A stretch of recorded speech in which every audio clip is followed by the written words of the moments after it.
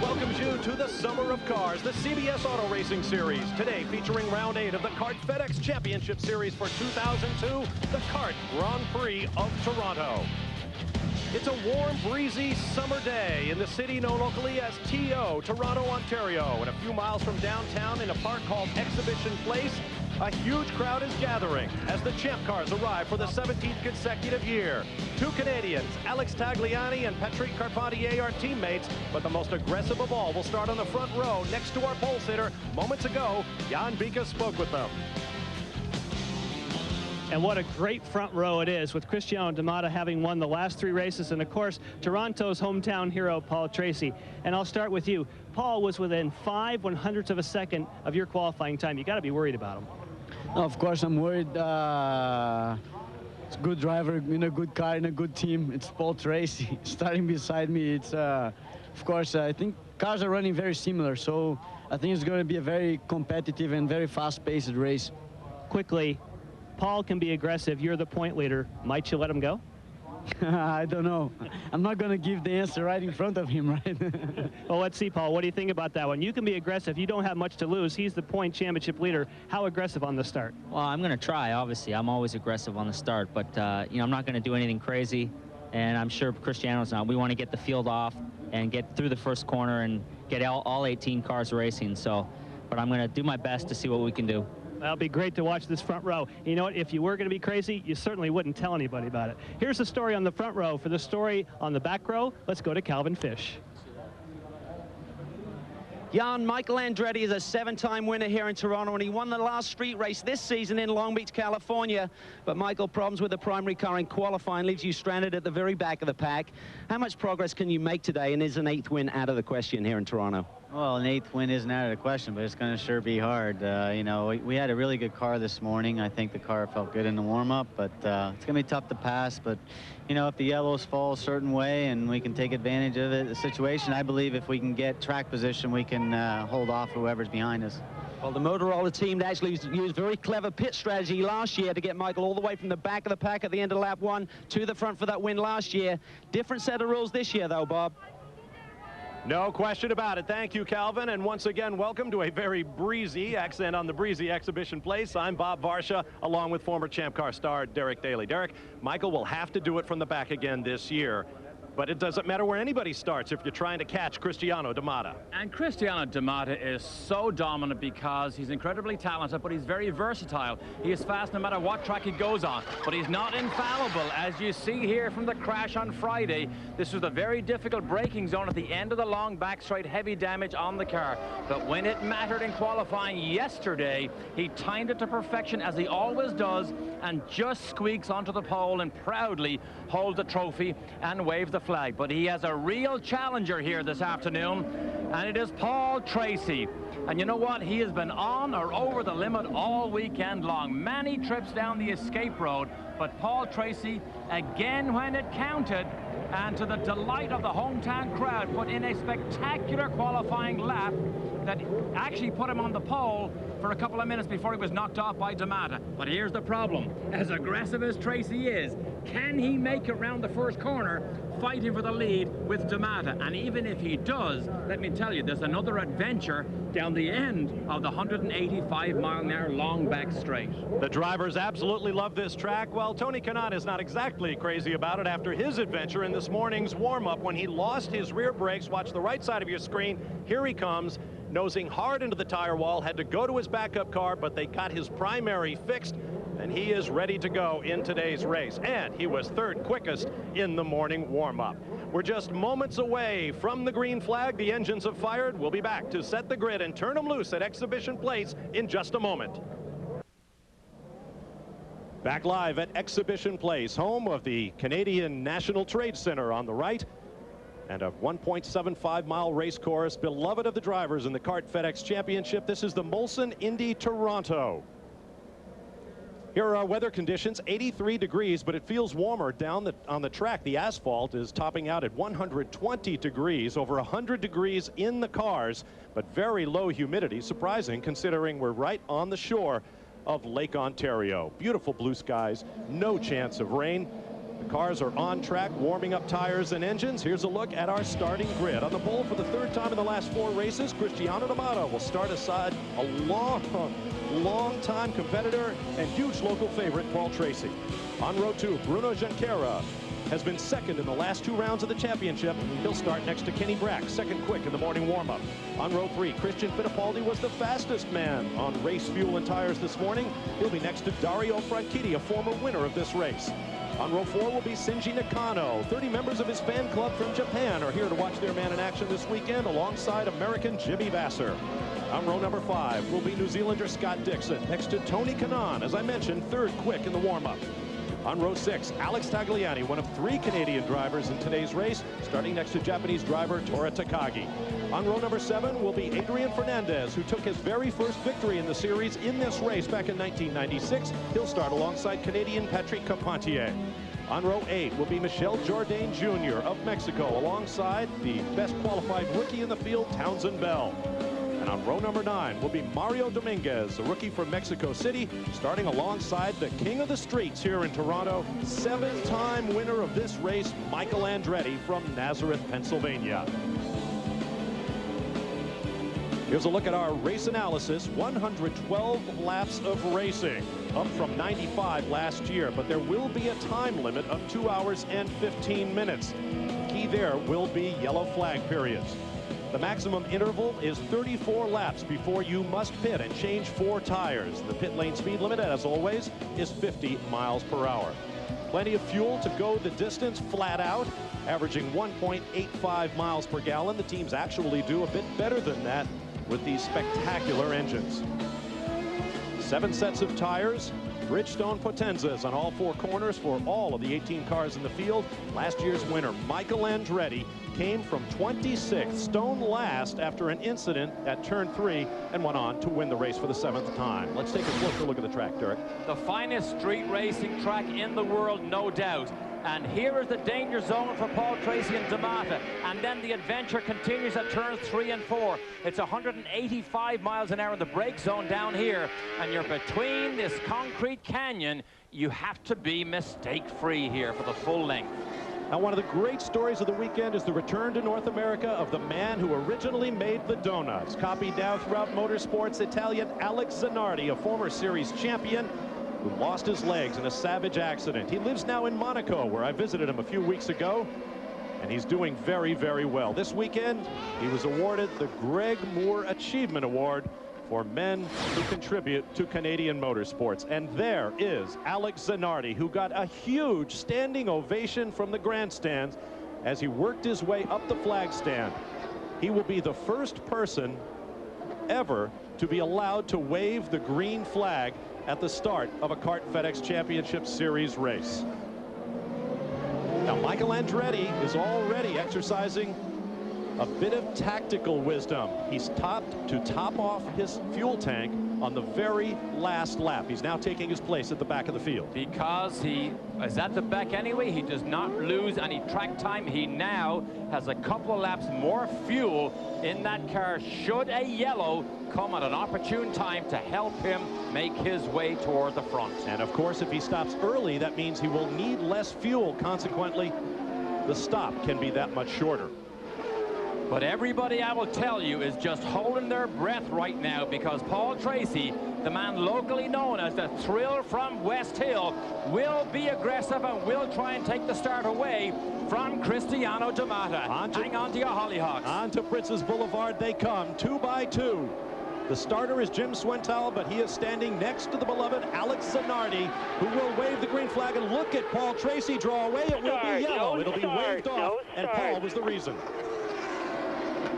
Yes, Paul did try and get the jump, and in fact he did get the jump over Cristiano D'Amato. You naughty boy, Paul. Bit of strategy there. Did D'Amato lift just that little bit? Last year it took 2 attempts to get this race started. Now they're on the Lakeshore Boulevard, but let's go back to the replay and watch that front row. Left-hander, Paul has the advantage. He can get on the power earlier. Paul noses ahead. And now he hits it, he's gone. Cristiano went left behind. And the starter says, nope. You little Canadian fella, you. Did you think on your hometown we were going to give you the green? Well, it was worth a shot. Yes, it was. We're going to see that distinctive helmet paint job of Paul Tracy all afternoon with our great onboard cameras we have here. Pick out the design yourself. Now, earlier this year at the Portland round here on CBS Sports, it took 3 attempts to get the race started. Officials took a very dim view of all the gamesmanship going on in the front straightaway. They said the black flag will not be far away if you don't line up correctly. Okay, now remember your fuel. Now watch this start, or we will get a drive-through. Jan Bikus. For Paul Tracy, he was also told on the radio, well, you had to try it, but now there's 1 foul on us. Be very, very careful. You heard that transmission from the pits. That lap will count toward the total, and the 2-hour 15-minute clock is running. D'Amata leads as they come off the corner. This time, Alex Zanardi waves the green. We're underway, and Tony Kanaan is trying to move up the outside. This is turn 1. Safely through so far. Now the run to the back straight. Did I see something fly there? May have been one of the marbles, the bits of rubber off the tires. The field is safely onto Lakeshore Boulevard, up to 190 miles an hour before hard on the brakes for the uphill right-hander at turn 3.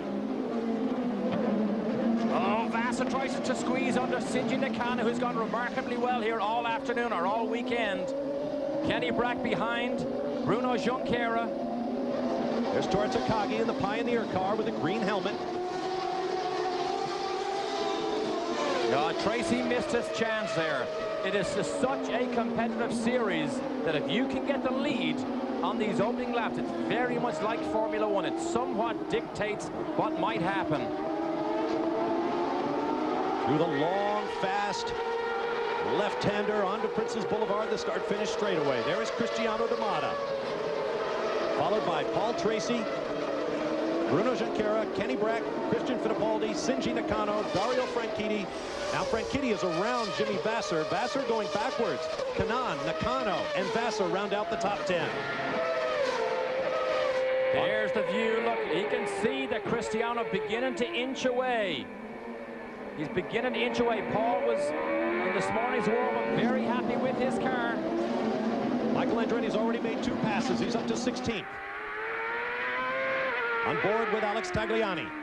Oh, almost over the curbs. He realized he was going to get squeezed by Kanaan. That's Tony Kanaan just ahead. Look at the gear changing right at the apex. Man, this is where Kanaan crashed this morning, lost his rear brakes. Right there, plowed into the tires on the left side. There's a look at Dario Franchitti in the blue car from Team Green. Swinging off Nova Scotia Avenue onto Princes Boulevard.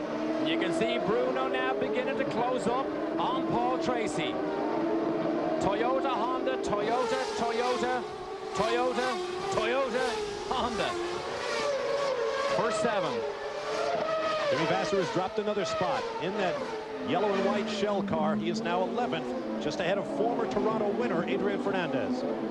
Kanaan looking up the inside of Nakano, but he won't make the move. And sometimes you do that just to make sure you keep the pressure on the driver ahead of you. You show your nose, you fill his mirrors, and you turn the pressure up, turn the heat up. And that's something that Paul Tracy said about Cristiano D'Amata following yesterday's qualifying. Nobody has ever put heat on D'Amata for the entire length of a race. You see how bumpy it is through here? That's a flat right-hander. There's surface changes here. Go to concrete patch in the middle. Back on board with Tagliani. The players, boys, have just been about half a second off the pace all weekend long here. Just couldn't quite get the balance. Tagliani, of course, coming off the race in Chicago when he almost was in a position to get his first win. Calvin Fish. Well, we did discuss that shortcutting of the course, Derek. When they go through turn 5 with the chief stewards this weekend, they said if they put all 4 underneath the line, there's really the Zanardi rule. Remember that movie made on Brian Herder at the corkscrew at Laguna Seca? That's why that rule is in effect. So these boys didn't bring up in the drivers' meeting yesterday, and I think for good reason. They realized they may need those concrete patches. Last year, they had tire bundles on the inside, on the apexes of those corners, not allowing those teams to do that. Well, if that's the Zanardi rule, I hate the rule. I love the Zanardi pass. There's T-shirts printed because of that brilliant pass by Zanardi. But I will tell you what, Tagliani, if he didn't drive over the top of those curves, he was going to plow right into the side of Tony Kanaan. Once again onto Prince's Boulevard, the start-finish straightaway. Good look at downtown, anchored by Sky Dome and the CN Tower. Canada's most cosmopolitan city, Toronto, a great host for the Champ Cars. See Christian Fittipaldi in 5th place. He was the fastest man in the morning warm-up. They made some changes to the diff and stiffened up the car. He wasn't that happy with the car because it just jumped around the track too much, but it was fast.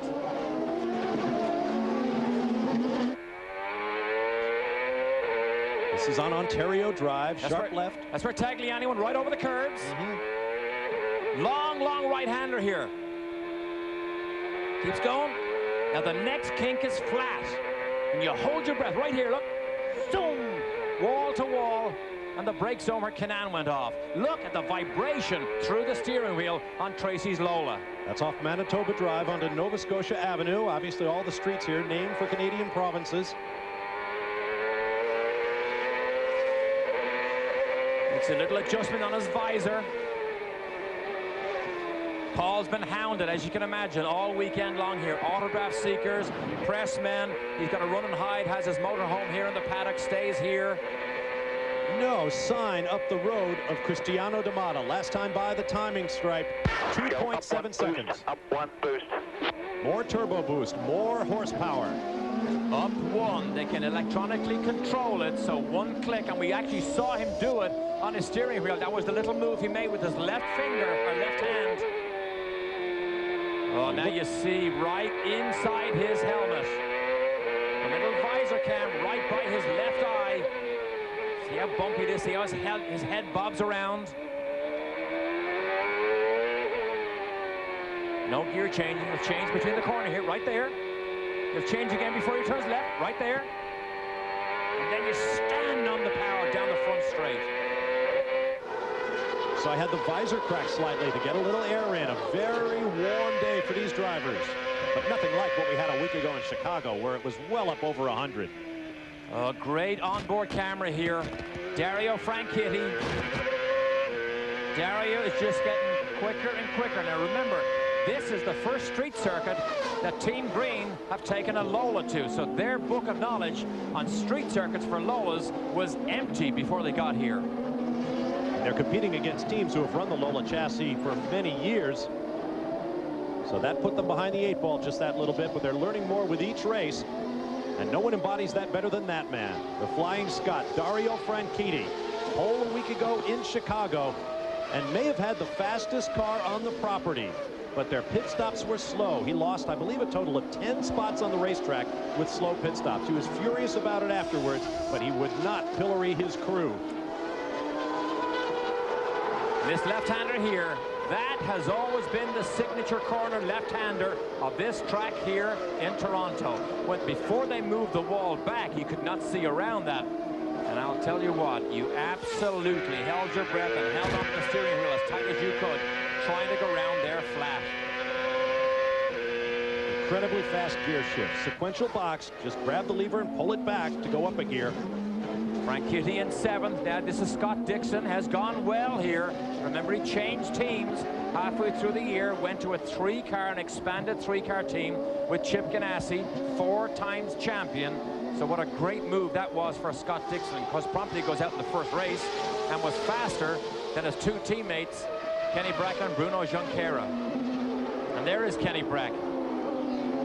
Just ahead of Christian Fittipaldi. That is Dixon with the blue patch on his helmet and the blue roll bar on his target Chip Ganassi Racing Lola.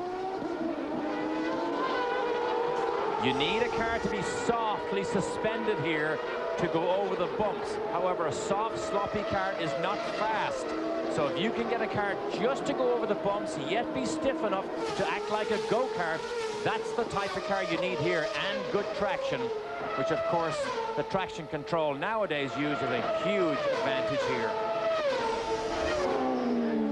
Look at Christian Fittipaldi beginning to look at the possibility of trying to get by Kenny Brack. Kenny Brack involved in that huge crash on the opening lap of Chicago just last week. Kenny hasn't quite got there yet, Bob. He's close, he's there or thereabouts, but he hasn't quite got on the level of Cristiano D'Amato as we go on board here with Kenny Brack. Former champion in the Indianapolis 500. It was expected that with this champion-making team, Ganassi Racing, that he would star this year, but he has struggled with the team. And this is not his best circuit. 2 previous starts here, his best finish was 10th back in 2000. Jan Bikus. Well, Bob, we have to wait for a couple of cars to go by, because while the cars are going by up here with Alex Zanardi on the flag stand, you cannot hear a thing. Alex, now we have a bit of quiet.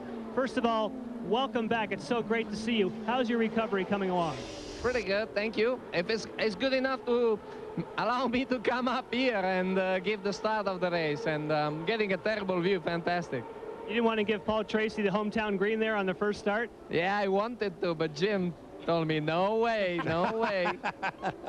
Now, tell me, you've said that you're about 50% where you want to be. What's left for out? What do you want to accomplish in your next 50% as far as your recovery?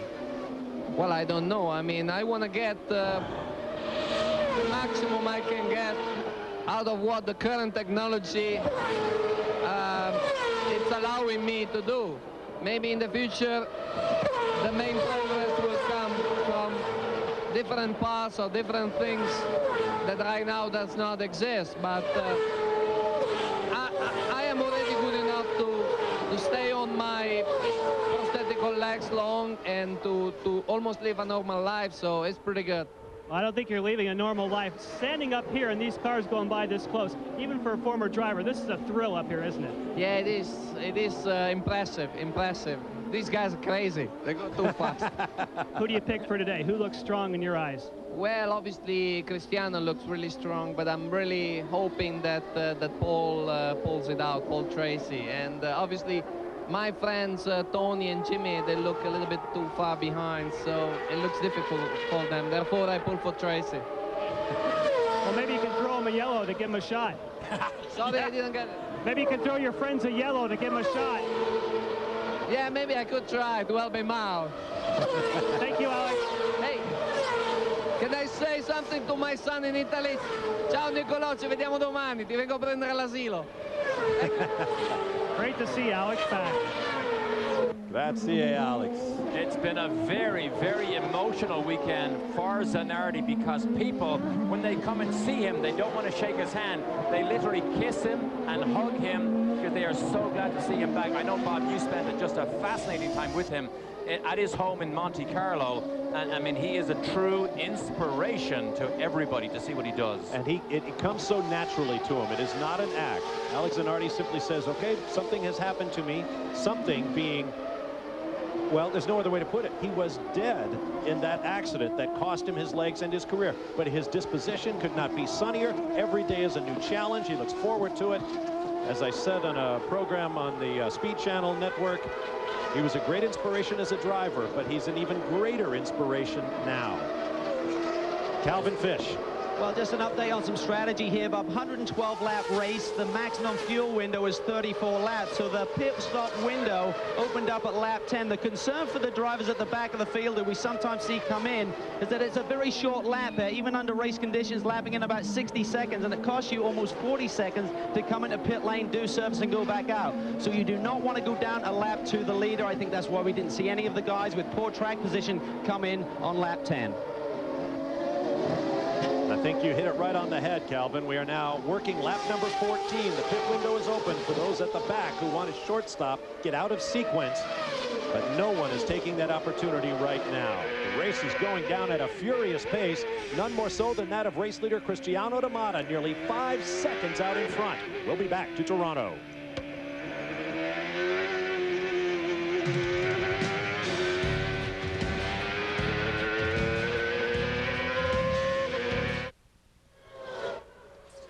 Welcome back live to Exhibition Place. A beautiful view of Prince's Gate overlooking turn 1 of this 1.75-mile 11-turn circuit. The race leader is Cristiano Damata. Townsend Bell is in. Calvin Fish is there. They brought him in. They calculated that they should be able to do service here on Townsend Bell and get him out in front of the leader. Perfect stop for the Vistian boys. 50-mile-an-hour pit lane speed limit. It's been a rough season thus far for the rookie in the Vistian car from Patrick Racing, one of the proudest teams in the pit lane. Now he needs to keep 2 wheels to the driver's right of that yellow line to this point. Now he's free to let fly. Now, in the last 3 weeks, pit stops have been interesting because 4 cars have lost rear wheels after otherwise routine stops. For more on that, here's Jan Vikas with a Toyota Spotlight. Now, though each team experienced a different problem, they all agree on one thing, and that's because of CART's mandated pit stops, you no longer need a full load of fuel. So in the old days, you used to wait on the fueler. Now you wait to see how fast can you change tires. Here are a few of the things that have gone wrong. If the gun is spinning and you drop this on the ground, you can kick out the wheel nut and lose it. You have to fish for another one. If you drop it really hard on the ground, it can actually go from the on to the off position. Then you have the drive pins here on the actual hub itself. If you don't get it, and these weigh 38 pounds, if you don't get it fully seated, it won't go on all the way. And finally, when you wrap it up, you got to be very certain that this thing isn't already dropped off the jacks, otherwise it won't tighten fully. Now, the teams don't want this to happen, but nor does CART. If it happens this weekend, $5,000 fine, and if the car continues, a 1-lap penalty. And those tires are very difficult to mount. In fact, it took the very experienced Jan Vikas a couple of attempts to do that feature for us. But thanks anyway, Jan. While we were away, Dario Franchitti pitted on lap 18. Very quick stop. You're on board with the Scotsman. So they've obviously taken Dario out of sequence. Lap 18, and he's already made his first pit stop. Jan Vikas?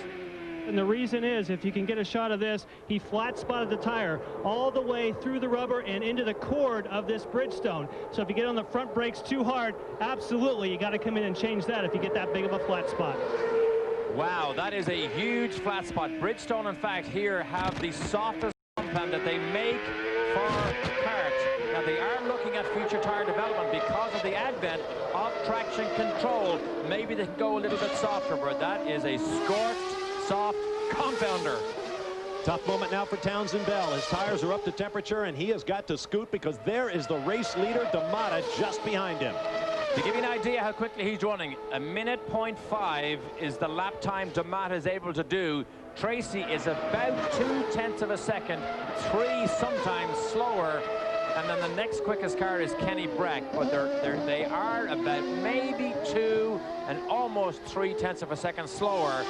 And this little Brazilian bombshell right here, Cristiano D'Amata, how dominant is this guy here?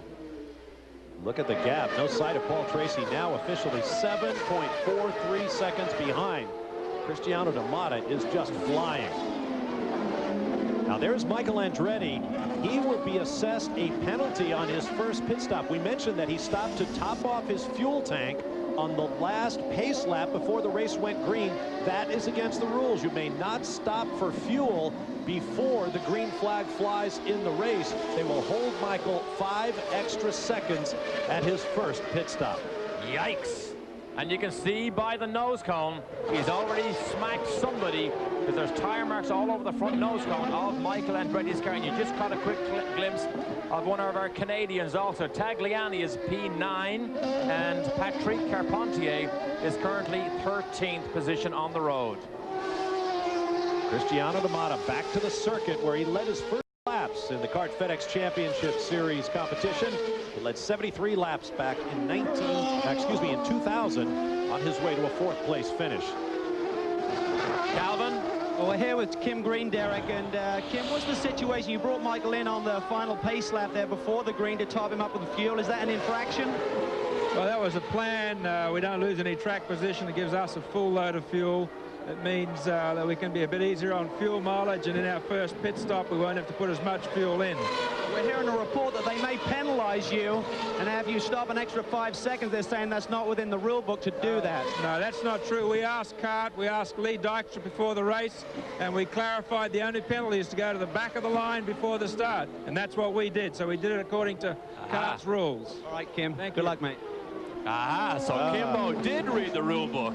The defense is ready as soon as someone comes over to try to slap a penalty on him. Well done, Kim Green. Of course, Barry Green's brother has been in racing just as long as Barry. Together they have built this very, very strong powerhouse of a team. Jan? Tora Takagi getting some routine service here. 4 tires are on, and they're not expecting to make any changes. That was pretty quick.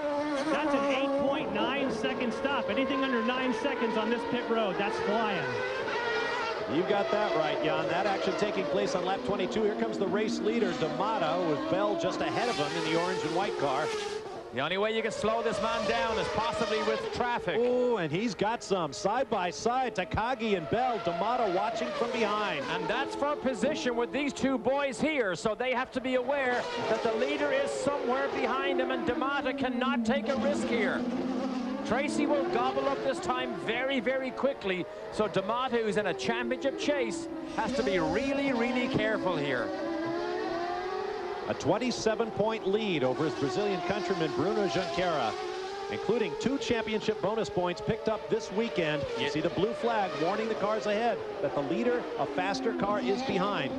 Dominating both rounds of qualifying, brought 2 extra championship points this weekend to D'Amato. And realistically, if Takagi backs off on one of these corners, he loses gobs of time. He's got to try and do it on a straight, breathe the throttle slightly, and then just let him go. Here's the brakes over turn 1. Does he make it? Does he squeeze?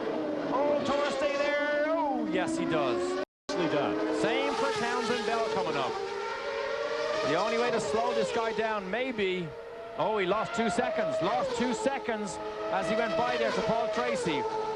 Interesting note, when they went to the drivers' meeting this morning, Cristiano D'Amato, of course, always rides his bike there. When he came out of the meeting, his bike was in pieces all over the floor.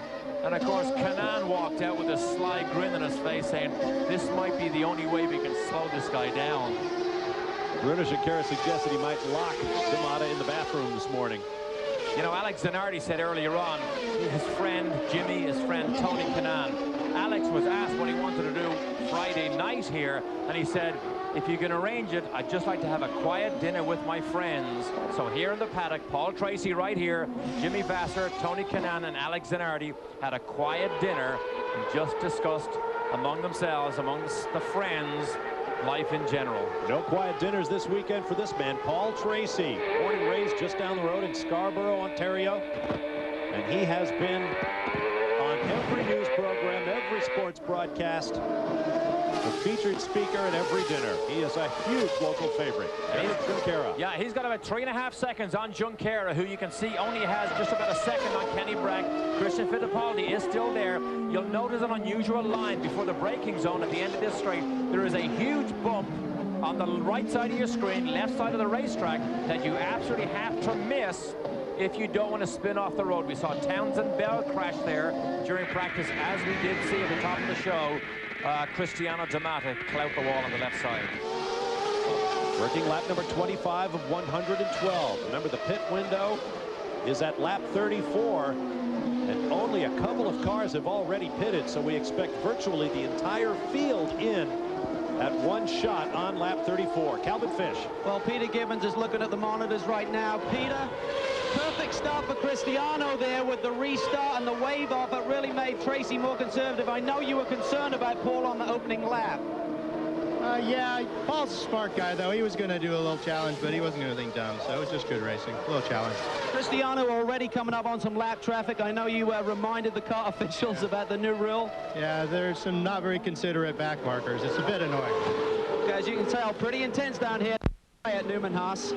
It is indeed. Peter Gibbons, of course, heads up the technical direction of that team, but they've got some very good engineering talent on that team.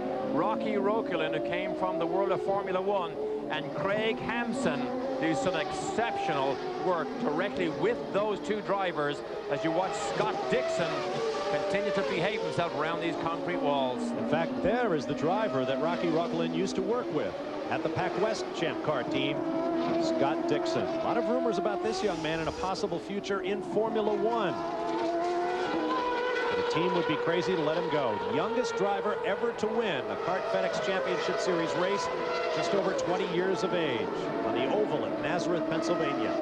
I can smell an argument coming, and I can smell some frustration coming from Michael Andretti, because we are still monitoring the CART radio, and they still say they will hold him for a 3-second penalty after he makes this stop. Now, what they were saying was they talked to the team, they agree with the team, so they're not going to penalize him 5 seconds, they're going to penalize him 3 seconds for being clever.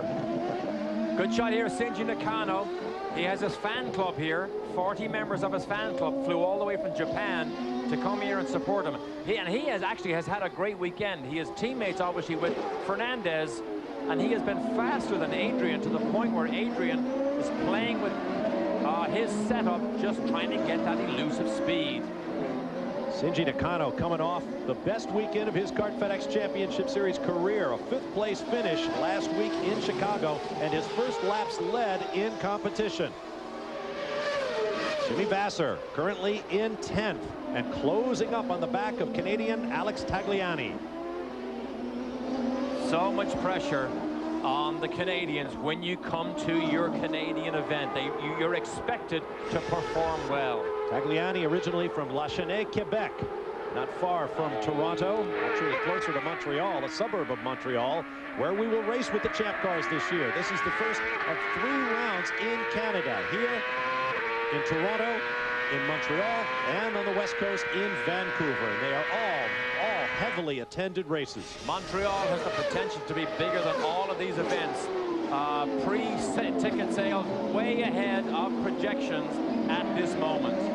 We should point out it's been an emotional weekend for Alex Tagliani as well, having Alex Zanardi here, because Alex Tagliani was driving the car that struck Zanardi's at about 200 miles an hour in Germany last September.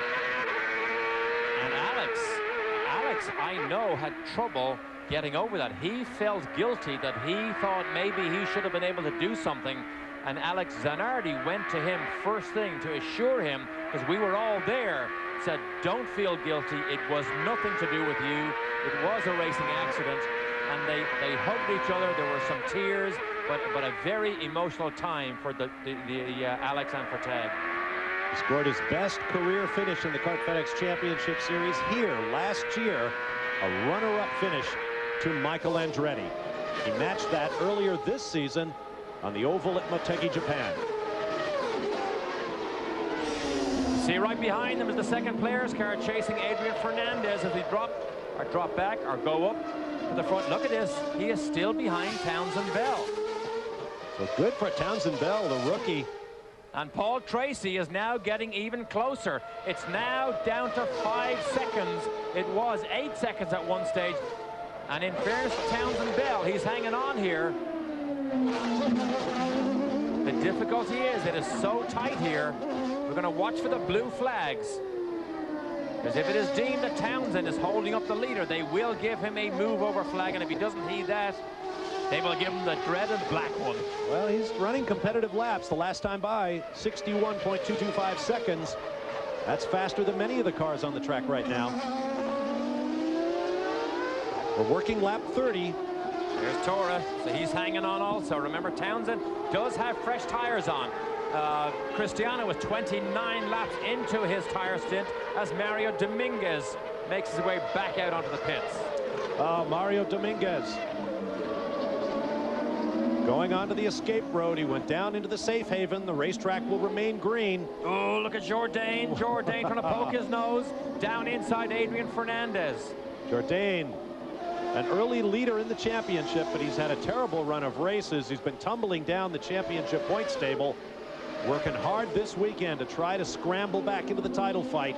Looking very racy here. Fernandez won here in 1996, so he knows the place very well. He's been off the pace, though. Actually came to our television compound last night with his engineer to get some video footage to see could they identify what is wrong with this car, why we can't get some more speed out of it. Such was the quest. Now, Townsend Bell has been told by car to move over. D'Amata has complained that he needs Bell out of the way, and Tracy is ever closer. It is now just over 4 seconds behind. This man is Paul Tracy. L2. Calvin Fish. Just an update on D'Amata. Peter Gibbons went down, spoke to Jim McGee, said you need to get Townsend out of the way, but D'Amata is within 3 laps of his fuel window, so if they can hang on, that'll keep Townsend on the lead lap. Quick update on the Andretti situation. The team has been informed he will be held during his first pit stop. The team has asked Car to go back, recheck the rule book, and let them know before his first pit stop.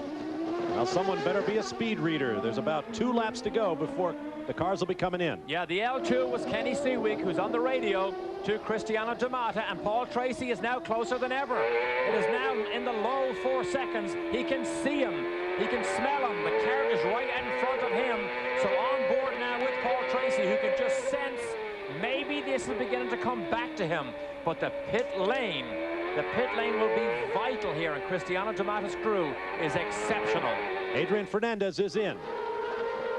Working on the Tecate car, one of 4 former winners of this race in the field. The others being Paul Tracy, Dario Franchitti, the Team Green teammates, and Michael Andretti. 10 victories between those 4 drivers here. 7 of them are Michael's. Saw the wing adjustment. I presume he pours on more downforce. On these tight street circuits, inevitably you need more downforce to get that front to turn in to stop the understeer. Understeer is a disaster on a street circuit. You lose all sorts of time with understeer. Just a quick look through that debris fence, and you can see just how close this massive crowd can get to the racetrack. 41,000 plus fans on Friday, over 50,000 here yesterday. We haven't heard an official estimate of today's crowd, but more than 150,000 fans total expected over the 3 days of qualifying and the race. Alex Tagliani into the players' pit. While he comes in, Paul Tracy is now only 3.8 seconds behind Cristiano D'Amata. They're going to come into the pit lane very close to each other. A nice clean stop for Tagliani. Tracy's in. Yeah, nice stop down the center. Jan Bikus. And the reason he is here 1 lap early, Barry Green says they want to have a clear track. They don't want a car pitting in front of them. They expect no changes on the car. Waiting for fuel seemed to take a while.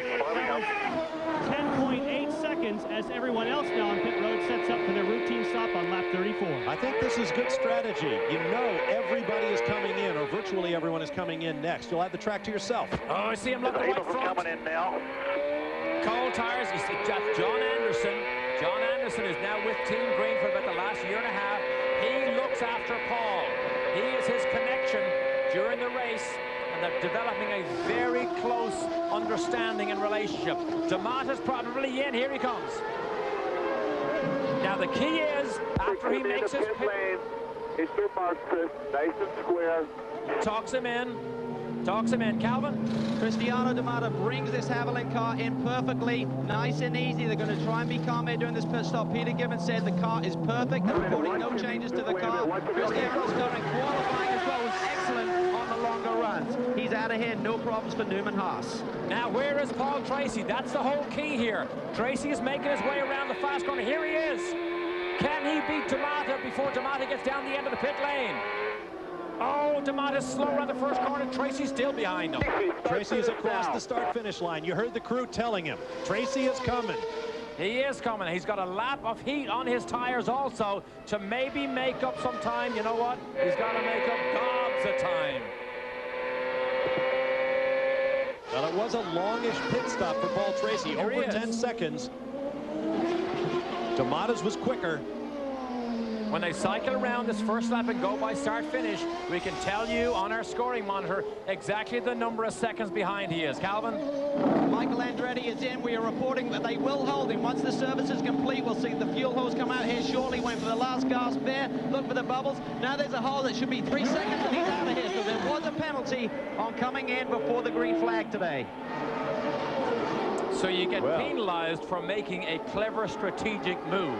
Am I missing something here? Well, we'll have to hear from CART officially, I suppose, but the team says we spoke to CART. We pointed out the rule. We asked for clearance, and we were given same. Ask him what he thinks now of his meeting with CART this morning. Michael will be livid inside this cockpit, on board now with Michael, but he has not made up much time. He's still hovering around 16th, 17th, or 18th as the laps go by here. Lot of understeer, oh, now he's got to stay ahead of D'Amata. Whoa! Can Michael now run from Cristiano? There you see the running order. CBS Auto Racing Series coverage of the CART Grand Prix of Toronto will continue after this message and a word from your local station. Welcome back live to Exhibition Place. There is Dario Franchitti running just ahead of Scott Dixon on the road. He's just been told he needs to get back behind Dixon. for an illegal pass in which he shortcut the course. While that goes on, we welcome you back to round 8 of the CART FedEx Championship Series. There is Michael Andretti, currently shown 17th of the 18 cars in this race. Now, he made a pit stop before the green flag flew, was penalized for that, although the team believes that they had permission to execute that strategy. Let's go to CART Race Control and the Senior Manager of Competition, Gary Barnard. Gary, Bob Varsha in the CBS booth. What is the situation vis-a-vis the Motorola team? Did they have permission to make that early stop? There was a rather ambiguous question asked of one of our officials. They were not given explicit permission. However, they were given some indication that it would be okay. So we did not actually issue a penalty. We gave a time stop to negate the advantage that they originally got from making the stop before the green flag. All right, thanks very much, Gary. To Calvin Fish in the pit lane. Kim, we just spoke to Gary up in the chief steward room there, and he's saying that there's a somewhat ambiguous question asked about doing this. I mean, did you specifically ask CART if you could bring Michael in before the green flag and top him up? Yeah, certainly. We've talked about it. So Tony Cotman went to Lee Dykstra and asked the question. And as we speak, Michael is off the track right now. Not a good day for the Motorola team. Kim needs to get back to business here. See that big flat spot on the right front tire. I believe that's in turn 3 on Lakeshore Boulevard. Yeah, we just mentioned earlier how frustrating it is for Michael. Not only is he struggling with the handling of the car, just could not get it to suit his style. Here's a replay. Oh, you see that? Again, the right front. When you lock up that right front, you absolutely torture the rubber. It goes down to the layers of rubber, then it goes down to the carcass. You see the cords, and Michael will be on his way, I'm sure, to have a little discussion with Kim Green and ask for more fresh rubber. Well, we talked about his 7 victories. That's the most by any driver in the CART FedEx Championship Series at any single venue. Bob, see there, see the black on the nose cone where he drop kicked somebody earlier on, so there's early contact when he was trying to make his way from the back of the field. 6 of his 7 victories came in pairs. 91, 92, 94, 95, and 2000, 2001. It appears he will not get 3 in a row, or the hat trick here in Canada. Calvin Fish. Michael Andretti brings it in now to improve and increase his next lap window here. They have to put 4 tires on. They would do that anyway. We're going to look here quickly at this right front tire. Absolutely tortured there, through to the cords. This has come over the wall already. Blistering hot Bridgestone there. They can't handle that torture that Michael put the tire through. And not only did he get a 3-second penalty, he almost had a $5,000 penalty because the right rear tire was not put on properly. And if he'd have left without that second stop, Michael might have been the first man to write the check to CART for losing a rear wheel. Well, after that eventful first round of stops, the order is Cristiano D'Amata by 9.5 seconds over Paul Tracy. Kenny Brack another 10 seconds back in 3rd, followed by Christian Fittipaldi, Bruno Junqueira, and Shinji Nakano. You ride with Patrick Carpentier back in 14th. There is Michael Andretti, currently shown as 17th. Mario Dominguez has dropped out of the race, so Michael is last. And Bruno Junqueira, as we watch Michael make his way around, and Shinji Nakano, who are disputing 5th and 6th places, have gone onto the same piece of road somewhere. They banged into each other, side-to-side contact, and both continued. You see the marbles beginning to form offline. Now, CART also did say, if it becomes too bad, if you go offline, it becomes dangerous, they will yellow and send out the jet blowers. Earlier, I mentioned the 3 big Canadian races of the 20 races in the CART FedEx Championship Series this year. Virtually every team in the pit lane has some connection with Canada. Many of the mechanics, the shock technicians, the fabricators, the engineers, many hold Canadian passports. Let's have a look at Michael's onboard and watch the torture on the tire. This is the brake zone, end of the back straight. Watch the right front here. There it is, locked up, locked up, locked up, locked up. Now, usually, and then, of course, he makes his way around the chicane. Usually, if you believe you might make the corner, you actually modulate the brakes. On, off, on, off, on, off, like ABS brakes. And this time, Michael Michael had no hope of making, so just stood on the brakes and just tortured that right front. On board now with Kenny, who's closing in on Michael. That was the first thing I thought when I saw those pictures. He's going in there at a huge number. Jan Bikus. Well, we haven't talked much about Kenny Brack today because we were watching to see where Paul Tracy would come out in relationship to our leader, D'Amata. But he made a 10.7-second pit stop. Before he stopped, he radioed in and said the car is wicked loose. It's all over the place. So I asked the team, did you make any changes? Said no. It was no problem with the car. It's just at the end of the run, the rear tires wear quicker than the front, and everybody's car is getting big time loose. In the brake zone, Kenny Brack down inside Michael. Michael does not even contest it. Michael shown a lap down to the race leaders. Yeah, the wheels are off the wagon now. Once you get a lap down, once you're in the back, your heart just is not in it the way it is if you could sniff the front. But Kenny Brack, 4 races he won last year and 6 poles, as we go back and pick up Christian Fittipaldi, still running in 4th place. Good run for Christian in the Lilly car. That last lap, he was the fastest man on the track. One of the only ones to dip under 1 minute in lap time as the fuel load lightens. I believe that lap by Christian may well be either one of the fastest laps of the race. Yeah, Cristiano is only a tiny bit slower, and the 2 Newman Haas cars are the only cars to go below the 60-second bracket, with Christian being faster than Cristiano D'Amata. Christian Fittipaldi goes by his former Newman Haas teammate, Michael Andretti. Closing in. He is closing in on Kenny Brack. Fittipaldi, like his Brazilian colleagues, D'Amata, Junqueira, and Kanaan in this race, all have shaved heads this weekend. A week ago in Chicago, when their national team won the World Cup, they all shaved their hair into the style of World Cup star Ronaldo, who scored both goals for Brazil in the final against Germany. They've regained their senses this weekend, my opinion alone, and shaved their heads entirely. We'll be right back.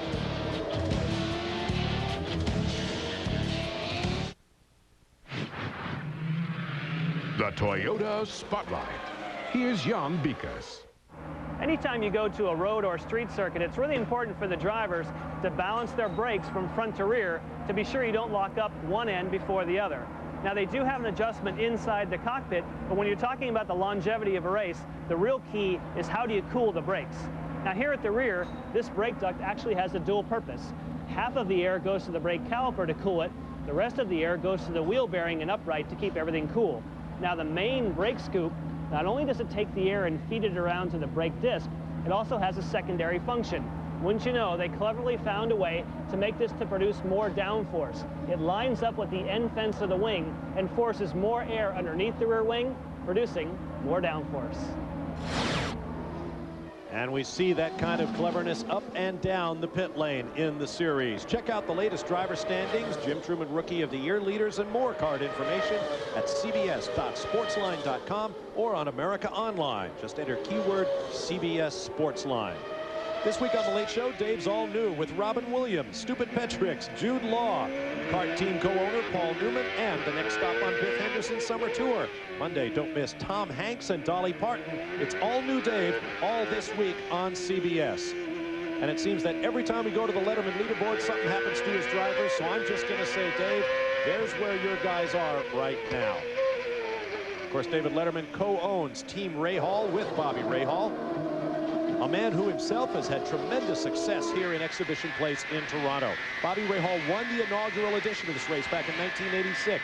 He finished second 3 times, finished third 3 times. You're on board with Kenny Brack. Here's another look at his pass on Townsend Bell, who pitted while we were away for commercial. Oh, do you see what happened? He braked so late he wasn't able to quite make the apex of the corner. Then they go side by side, and luckily he was down on the inside. But Christian Fittipaldi is now right behind Kenny Brack. Kenny's in P3, Christian in P4. The picture that we used coming back from commercial was the CN Tower. Guess what? Paul Tracy's dad's painting company got the contract to paint the CN Tower. Don't ask me how he got up there. But he is an Irishman, so he can do a lot of things. I'll bet he didn't do it. On board, looking through the visor of Paul Tracy. And look at the crack in the visor here. That is an indication it's getting a bit hot inside. You crack the visor to get some nice cool air. Street racing in particular is by far physically the most difficult form of racing. Keep in mind, these are high downforce cars. No power steering on these beasts. With a lot of tire. On board with Tagliani, we have also a suspension camera on board Tagliani's. Now you don't see, this is down at Princess Gate, you don't see that much suspension movement even in the braking zone. These cars are so stiffly sprung. In fact, most of the bumps are absorbed by the tire sidewalls and not by the suspension bits. In the foreground, Michel Jourdain Jr. Behind him, the race leader, Cristiano D'Amata, who has not been out of that position since we went green. And this weekend, if he can win, it'll be his 4th win in succession, tying the Kart FedEx Championship Series record set by Al Unser Jr. back in 1990 and tied on 2 occasions by Alex Zanardi. Calvin Fish. Well, a quick update down here. Mario Dominguez and the Herders team, and an early bath for you today, Mario. What happened? We don't know. The car just switched off, and it's very unfortunate. The car just turned off. We think it's a problem we had in Laguna with the fuel pump or something. Seems like this weekend never really came together for you, struggling for grip. Yeah, it's unfortunate because I really like this track. I think I'm pretty fast here, so we'll try next week. All right, mate, we'll see you in Cleveland. Let's get down to Jan Bikas. And Dario Franchitti just leaving his pit after a 12.2-second stop. Remember, he wanted to have improvement on pit road. 12.2 is not what you want. Remember, he's out of sequence because of that flat-spotted tire. Yesterday, he lost a gearbox in qualifying, and he was absolutely furious. This from perhaps the most optimistic driver in the pit lane after Alex Zanardi. He pulled into the pits, pulled off that ultra expensive exotic and electronic steering wheel and threw it a distance that would have made an Olympic shot putter proud. And jumped out and walked through the pit and out the back gate into the paddock. He was so livid. And what it was frustration. At a critical time in qualifying, Christian sticks his nose down the inside. At a critical time in qualifying, the electronics did not allow him to shift gear properly. They stripped 5th gear, ruined his potential qualifying chances. This is a blow for Fittipaldi, currently running in 4th and barely a second behind Kenny Brack. So Carpentier comes out, splits the 2. There goes Brack in the red and white target car. Then Carpentier and then Christian Fittipaldi, while Carpentier comes up to speed after the stop.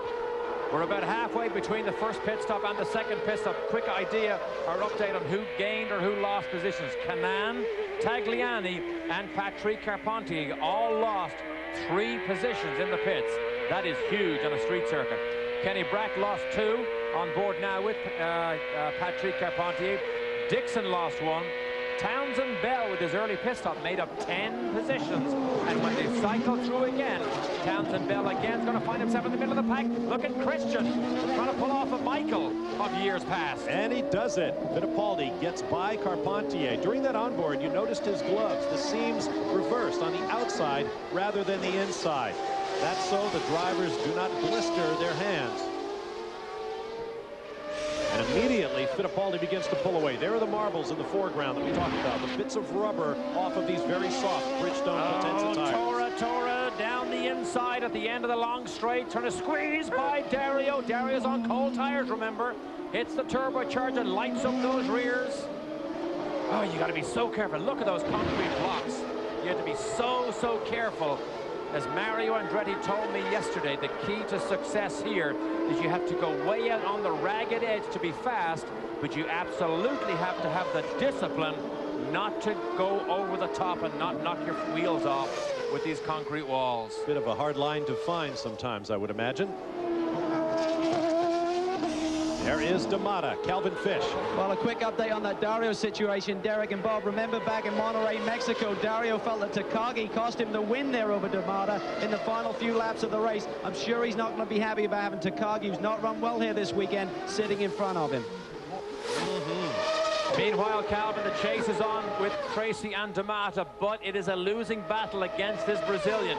Tracy is asking John Anderson almost every lap, how far ahead now is D'Amata? So he knows with his pit. Oh, he opens the visor again, another little piece. But he knows now he doesn't have the speed. The visor, look, look, look, look. See how wide it is now? Oh, I bet he's red-faced. I bet the heart beats up.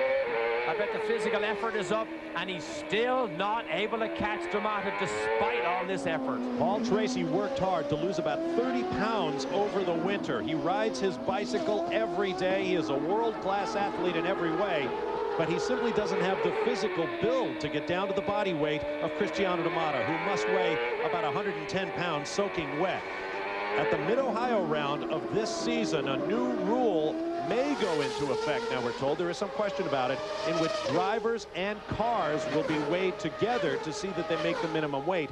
That would eliminate a weight discrepancy between drivers as a competitive factor. It's very hotly fought over by the teams. Some want it, some don't, and it depends on how much your driver tips the scales by. Jan Bikus? Well, we were just talking about John Anderson and talking on the radio with Paul Tracy. That's what he's doing right now. Paul keeps asking how far ahead is D'Amata. Obviously, you tell him the stats, but what can you do to catch him? Well, there's a number of things, actually. If we can get someone in the crowd to throw something on the track. No, the option we could short fill. We could have a real good stop. But,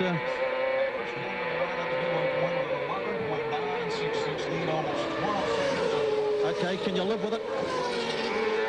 What doesn't he like? What doesn't he like? What do you want him to live with? We've got a vibration in a set of tires. We might have tossed a weight, I think. In that situation, might you come in and adjust your strategy? Okay. Sorry, mate. Will you adjust your strategy because you have that vibration? Might you do something different now? All depends if he can live with it or not. If he can't, we'll have to come in. We're in our window, so it's not a big deal. Let's see if we can hang it out, though. We'd like to get later in this window to make our stop. All right, talk about cool, calm, and collected. That's John Anderson. And John Anderson just said maybe you tossed a weight. The weights are on the inside of the wheels right in here, and they're used to statically and dynamically balance these racing wheels down. And they are stuck on with adhesive tape, and when they fly off, they can cause a vibration. And Paul, usually the vibration affects the steering more so than anything else. A rear vibration, as John says, can you live with it? Calvin Fish. Vassar pitting a little bit early. I just spoke to Bobby Ray. I said the car is fine, but they're being held up by Tagliani. So they're in the window. Good stuff for the Shell team. This is on lap number 59. We're past halfway. Every lap to this point's been led by Cristiano D'Amata, so chalk up another championship bonus point for leading the most laps. He now leads the championship by 28 points. Cristiano D'Amata continues on his way. CBS Auto Racing Series coverage of the CART Grand Prix of Toronto will continue after this message and a word from your local station.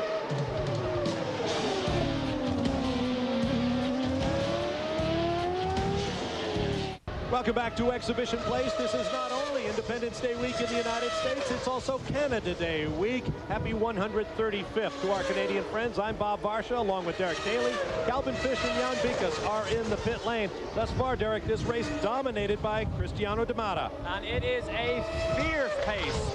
No yellows yet, but the critical time again might come in the pit lane. Remember when Cristiano was dominating at Long Beach and he tripped over Fernandez in the pit lane, and Tracy is still anxious, as is these packed grandstands all around us, still anxious for Tracy to become a real challenge for D'Amata. We're ready for another round of stops. We have action on the track. Full course yellow. Tony Kanaan has stopped on track. There you see the Lola of Tony Kanaan, third quickest in this morning's warm-up. He has had so many disappointments this year, beginning the season with a string of DNFs for mechanical reasons. Went to the Indianapolis 500 and suffered a problem there when his Brazilian colleague Bruno Junqueira dropped oil after an engine explosion. Kanaan hit it and slid into the wall while leading the biggest open-wheel race in the world. Pit stop for Kenny Brack to Calvin Fish. Fittipaldi just completes his pit stop a little bit earlier than we expected, suffering with lack of rear grip. They made a rear tire pressure change, and he was out here. Very good stop. Meanwhile, his teammate, Cristiano D'Amata, that team sets up as well. We're under a full caution period right now. The pits are open. There goes Shinji Nakano. This action on lap number 63. There's Bruno Junqueira in the target pits. But tell me where Tracy is and where D'Amata is. He's the only one I'm interested in. Kenny Bracknell just barely ahead of Scott Dixon. There he is, Calvin. Leader is in. The Newman Haas boys go to work here. Everything looks cool. We believe no changes once again. He's been very happy with the car.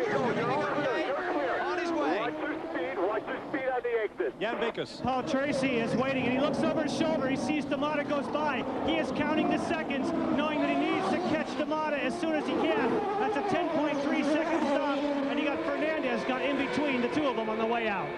And those are fresh sticker tires on Paul Tracy's car. Normally the teams will want to put the cars. There's Kanaan on the left. You see where he stopped. Normally the teams will scuff the tires, take off the silicone that's used to allow the tire engineers to break them out of the molds when the tires are made. That makes them a little bit slick, so they scuff them up to get maximum adhesion and put them through a heat cycle. Not in this case. A fresh set of Bridgestones for Paul Tracy. And now Tracy is going to make up most of that 9 seconds that he was behind before the yellow came out. Jan? Well, talk about 9 seconds. That was under 9. That was Scott Dixon at 8.6 seconds. The Targa team going for a short fill. I was surprised they didn't do that on Paul Tracy. You talk about sticker tires. The reason they did it for Team Green, you're behind the pace car, plenty of time to scrub them in. Then when you get the green, you'll have the ultimate grip and try and chase down D'Amata. Absolutely. This might be the key move for Tracy if he is to match D'Amata's speed. Remember, on that first run, he was only about 0.2, maybe 2.5 tenths a lap slower. Maybe fresh tires can give him that advantage. In qualifying, Paul reckoned there was almost a second a lap difference between brand new sticker tires that he has on now and scrub tires. This could unfold very nicely here. These three cars trying to catch back up. The rest of the pack is just crossing the start-finish line. We'll take another quick break and return to Exhibition Place. Still under caution, here's a look at our Bridgestone race summary. After 64 of 112 laps, but one leader, Cristiano D'Amata. We had a yellow flag to start the day. We are under our second full course caution right now. Fast lap of the race, as Derek Daly mentioned earlier, Christian Fittipaldi, Cristiano D'Amata's teammate. The Newman Haas cars once again this weekend dominating. Two cars out of the race. Those are Mario Dominguez and Tony Kanaan. And the gap now between D'Amata and Paul Tracy is just over 3 seconds because of this. And there is a traffic jam between Tracy right there, right at your screen, and the leader. Tracy being on the brand new sticker tires.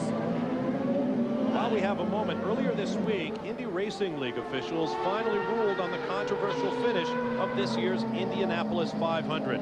Paul Tracy spoke to us about that decision. Racing now is, you know, it's disappointing that it's become a political sport. And you hate to see politics involved in any sport, whether it's football or basketball or even like what happened in the Olympics with figure skating. And that's what makes things frustrating, not only for the people that work in this sport, but also for the fans. And I think that's the most disappointing factor, is that it's turned out to be a race of, we lost the race of politics, not the race on the racetrack.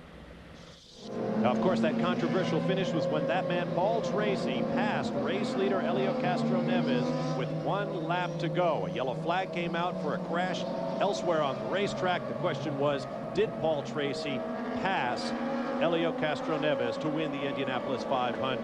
The race ruled no.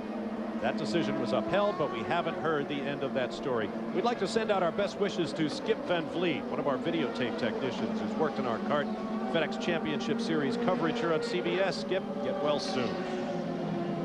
Still under caution. We expect a green flag shortly. They're going to sweep the marbles off the track. We'll take this opportunity for a break and be back with more of the Grand Prix of Toronto.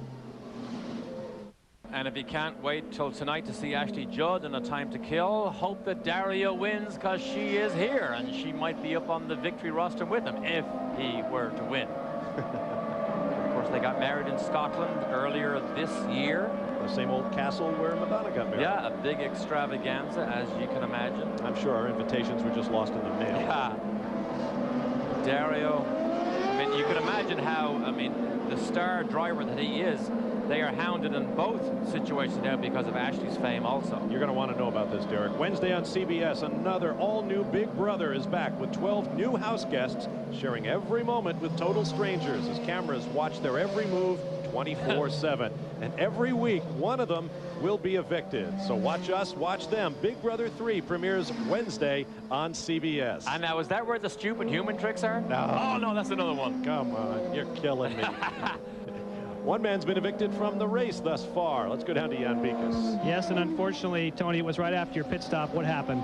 I don't know. Something in the car just died. I don't know if it's an electrical problem or I don't know. It's just I was coming down the straightaway and all of a sudden I heard a big cut and I didn't want to stay in people's way. I didn't want to cause a yellow flag, but I didn't make it to the runoff. So, geez, I don't know what to say. It's been a tough year, but hey, we're strong. We're going to get through it. Hey, show us your helmet, because Alex is here. I know that you've got a tribute to Alex on your helmet. My helmet? Familiar color scheme that side? This helmet, it's his right now. I'm going to give it to him in a little bit, actually. I'm going to go up there and talk to him. It's so nice to see him back, and he's a good friend, and I love him. So this what happened today was just a race. I wish I could win this race and do some donuts for him, but we'll be next time, and let's go to the next one. This one is gone. And before I turn you loose, you're one of the most fit drivers on the circuit, and there was a concern today if there was a lot of green, it'd be really physical. What's your impression thus far? Oh, for sure it is. It wasn't easy, especially, you know, the track is getting hotter and we're losing grip lap after lap, and definitely it was tough for me, but like I said, I know I work out pretty hard, so if it's tough for me, I know there's some people out there having a hard time. So unfortunately for me, the day is gone, but we'll see next time. All right, well, thank you. Unfortunately, because of his yellow, now everybody else gets a rest. If anybody's listening, there, as we see Alex Zanardi still, I think, did he stay in the starter stand, or is he? Yeah, he has. I believe he's sitting up there. But if anybody listening has a genie bottle that they can send to Tony Kanaan, please do, because there is no more unlucky driver this year than Mo Nunn's team and Tony Kanaan. They have been in position to run at the front and to win races, and it just, I mean, if anything happens, it seems to happen around him. Is Tora gone up in smoke here? That looked like more than just brake smoke. Isn't that amazing that Alex Zanardi elects to stay up there and enjoy the whole event here? Best seat in the house, other than the one we have. Alex Zanardi was known as Pineapple. His team owner, Morris Nunn, at the time Alex was racing for Chip Ganassi, was his engineer at Target Chip Ganassi Racing. So he wore a pineapple on his helmet. He had pineapple sculptures and pictures on the walls of his motorhome. This weekend, Tony Kanaan has a pineapple on his helmet. The pineapple meaning Alex is back. Well, the pineapple actually was used many years ago by Mo Nunn. I drove for Mo Nunn in Formula One. I was called a pineapple many times, and it wasn't always a term of endearment. I was going to say, Mo told me he called you lots of things. He did. Much shorter than pineapple. I didn't count the letters, but yeah. How great it is, though, to see Alex back. We are ready to go green, but the track is being cleaned by CART. There's the signal, 1 lap to the green flag as we blow off the rubber marbles that have built up off these Bridgestone Potenza tires, and that's the way they're designed to work. Maximum grip. Time for our Toyota Spotlight, summarizing the action thus far in the CART Grand Prix of Toronto. Michael Andretti pulled a cagey move, coming in on the last pace lap to gas up, but the officials ruled that was a violation, and they penalized him 3 seconds on his first stop. He came back out, flat spotted the right front tire, adding more time in the pits to his woes. There is Tony Kanaan pulling out, second car out of the race after rookie Mario Dominguez. So we have 2 cars out, 16 cars remain. There is rookie Townsend Bell. Dominguez will lose all sorts of ground to Bell, who is 1 spot from moving up in the championship as far as the rookies are concerned. Still under caution. There you see Road to Perdition across the back wing of the Newman Haas cars. Cristiano Damata's in that case. That is the new movie starring Paul Newman, a co-owner with Carl Haas of Newman Haas Racing. Tom Hanks also stars about Irish gangsters in Chicago. Those Irish gangsters. Can't wait, as I said before, to hear Tom Hanks and Paul Newman's Irish accents. Now, Paul Tracy has been told that Fernandez will work with him in his chase. He'll move out of the way to let him get a fair fight against Damata. We don't know about Jourdain, though, or Townsend Bell. I was going to say there's some other people involved. Pace car is off. Here comes Damata. Once again, the green flag waves.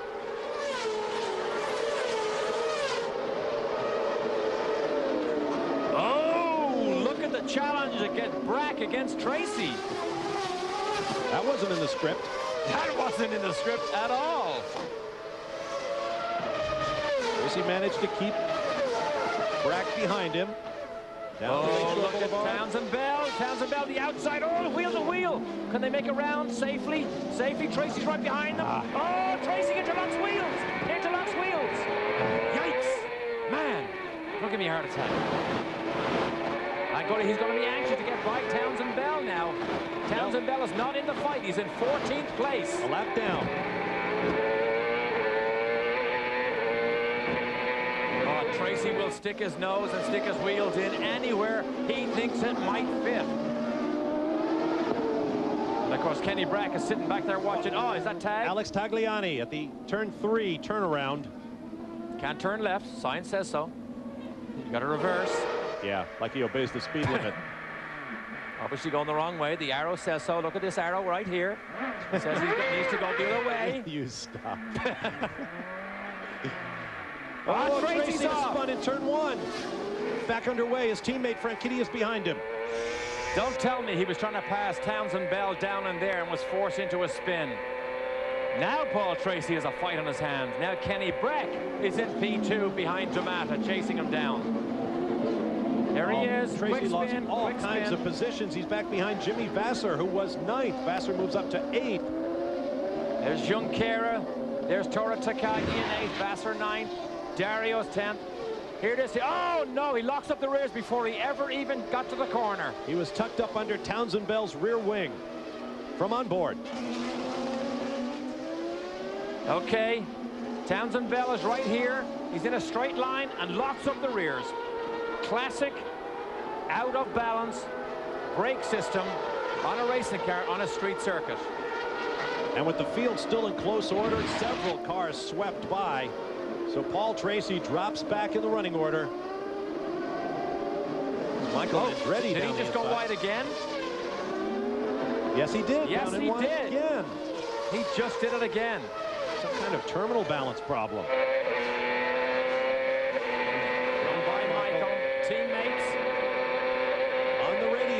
Tracy is saying brakes, brake problems. Would that have anything to do with the vibration that he felt in the car earlier? Have a look.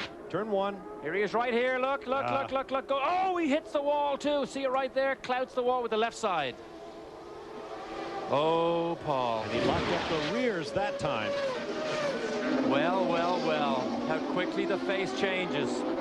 We were thinking about him on brand new sticker tires, having enough grip to maybe give a challenge to Cristiano Damata, and suddenly we have 2 incidents, all down at turn 1, and it puts Tracy barely now inside the top 10. Look at that driver sits cocooned in there with his knees close together, very cramped conditions.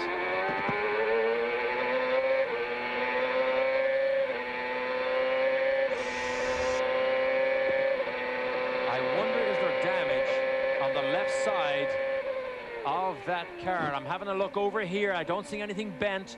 The first thing to go is that steering arm right there, that little silver one. That's the first thing that usually bends when you have sideways contact like that. That's Patrick. It looks good. Carpentier is ahead of him. That would mean Paul Tracy is 15th.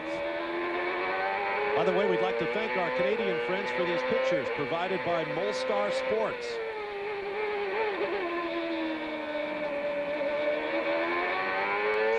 He's in brake troubles, and once you get those type of troubles, they usually don't fix themselves. So he's locking up those rear brakes. Jan, you got more for us? I do. What's wrong with the brakes, John? 2 more turns to the front. He's telling him to turn it more to the front. Barry Green just leaned over and said, tell Paul, turn it 2 more times to the front. What they're trying to do, it appears as though there might be a problem with the rear brakes. We'll confirm it. Okay, why turn the brakes up to the front? He's doing it right there. That's it. Look. The rear's coming around on him. That's what his problem up here when he got up behind Bell. We don't know what the problem is there, but obviously he can wind the bias to the front, and we'll see if that affects it. Sometimes it's because the front brakes are failing that causes it. He's on the radio. He saw his left thumb go to the radio button. Okay. We are on board here with Paul as he talks to John. There's the radio button right there. You see it? He barely has time to press the radio button around these corners. But we saw him use his right hand right after he finished all the gear changes right there. What they have is a round knob like this. This will be front, and then this will be rear, and all he simply does is just rotate that. They've gone 2 turns to the front, getting more temperature, more pressure on the front, and give those rear brakes a chance to maybe cool down and maybe fix the problem. We'd like to listen in on the radios, but Paul is being very, very clear about his displeasure. Perhaps I should say he's being explicit about his displeasure. Okay, here's what happened initially. This is down to turn 1. Now watch the steering here when he realizes it's all gone. There's it, gone. Full opposite lock. Full opposite lock. Rears are locked up, as are the fronts here. Look. Oh, the fronts look blistered. It won't do it. Every time I move it, it just snaps out of my hand. Oh, the adjustment's not working. Right. It's a spring-loaded system that goes from the steering wheel right down in here, all the way to the front of the cockpit, down to the pedals. And it's a spring-loaded system. Okay, we got you, man. Leave it alone. And obviously it's not going to work there. Brake temps are evening up a little. So you're going to have to mess with it. Do what you can with it. Jan? Happening, they're watching the telemetry. That's pretty cool when you can actually go to the telemetry and check the brake temperature on the front and the rear. That's how they knew they wanted to go and turn it towards the front. But Derek, as you know, once you turn the brakes all the way to the front, the cable has a lot of spring to it. So therefore, it appears as though Paul Tracy has already gone as far as he can to the front. Any more that he turns it, the cable just spins it back. That's all he's going to get. Let me correct myself about his position. Several of the cars ahead of him on the racetrack are a lap down. Paul Tracy is currently 10th, the last car on the... no, he's not the last car. Alex Tagliani is the last car on the lead lap behind him. And the last message John Anderson gave to Paul Tracy, do what you can with it. Paul, the only thing you can do here is back off and just take care of your problems. Calvin Fish. Jimmy Vasser is the first one to take advantage of this 78 lap mark. That gives them the perfect opportunity to go the rest of the way. Shortcut there for Jimmy V, and he's on his way. Perfect stop. They can go the rest of the distance with no further stops. This is Dario Franchitti's pits. He too is taking advantage of the lap 78 pit window. He will go the rest of the distance. So lap 78 is the magic number. If you stop on lap 78, you can make it the rest of the way, and you have fulfilled your 3-stop minimum according to CART's new rules. Now you don't have to make that 3rd stop until lap 102. But if you're in a traffic jam like most people are now after a yellow, sometimes make the stop and get into clear racing room. Exactly. You see somebody else peel off. Why would you wait hoping for a yellow flag?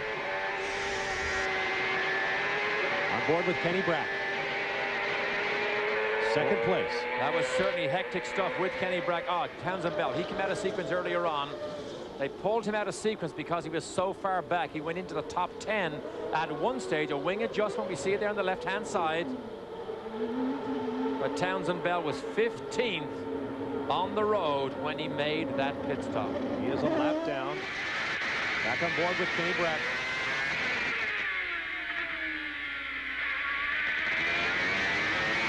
On board with Kenny.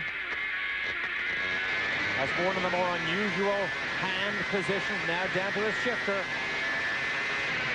Color's a little bit off. That should be red. Now it's blue. There it is. Then it was green. This is a flag. But Kenny Brack, one of the more unusual styles, particularly at hairpins, puts both his hands on the top of the wheel and drags it down.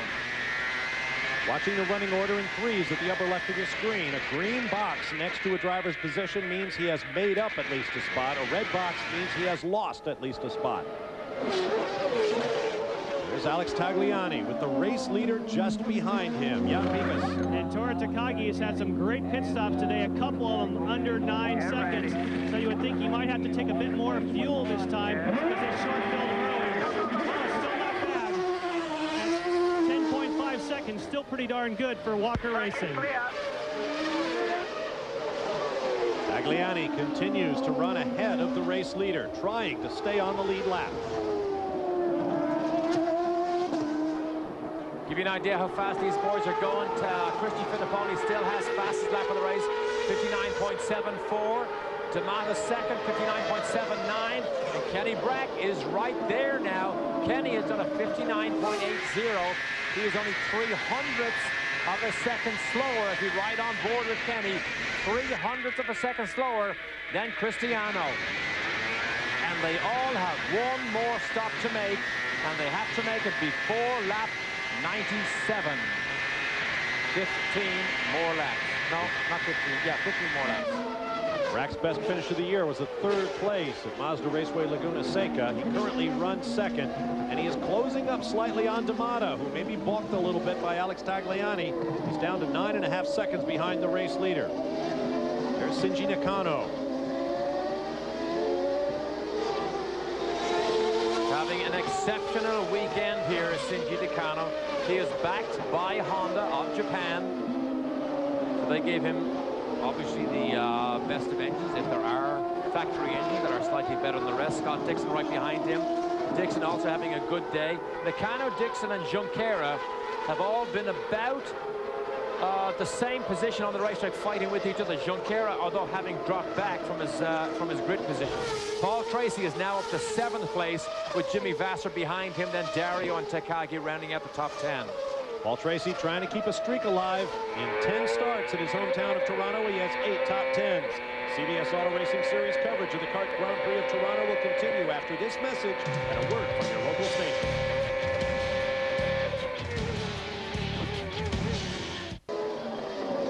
Welcome back to the CART Grand Prix of Toronto. I'm Bob Varsha with Derek Daly.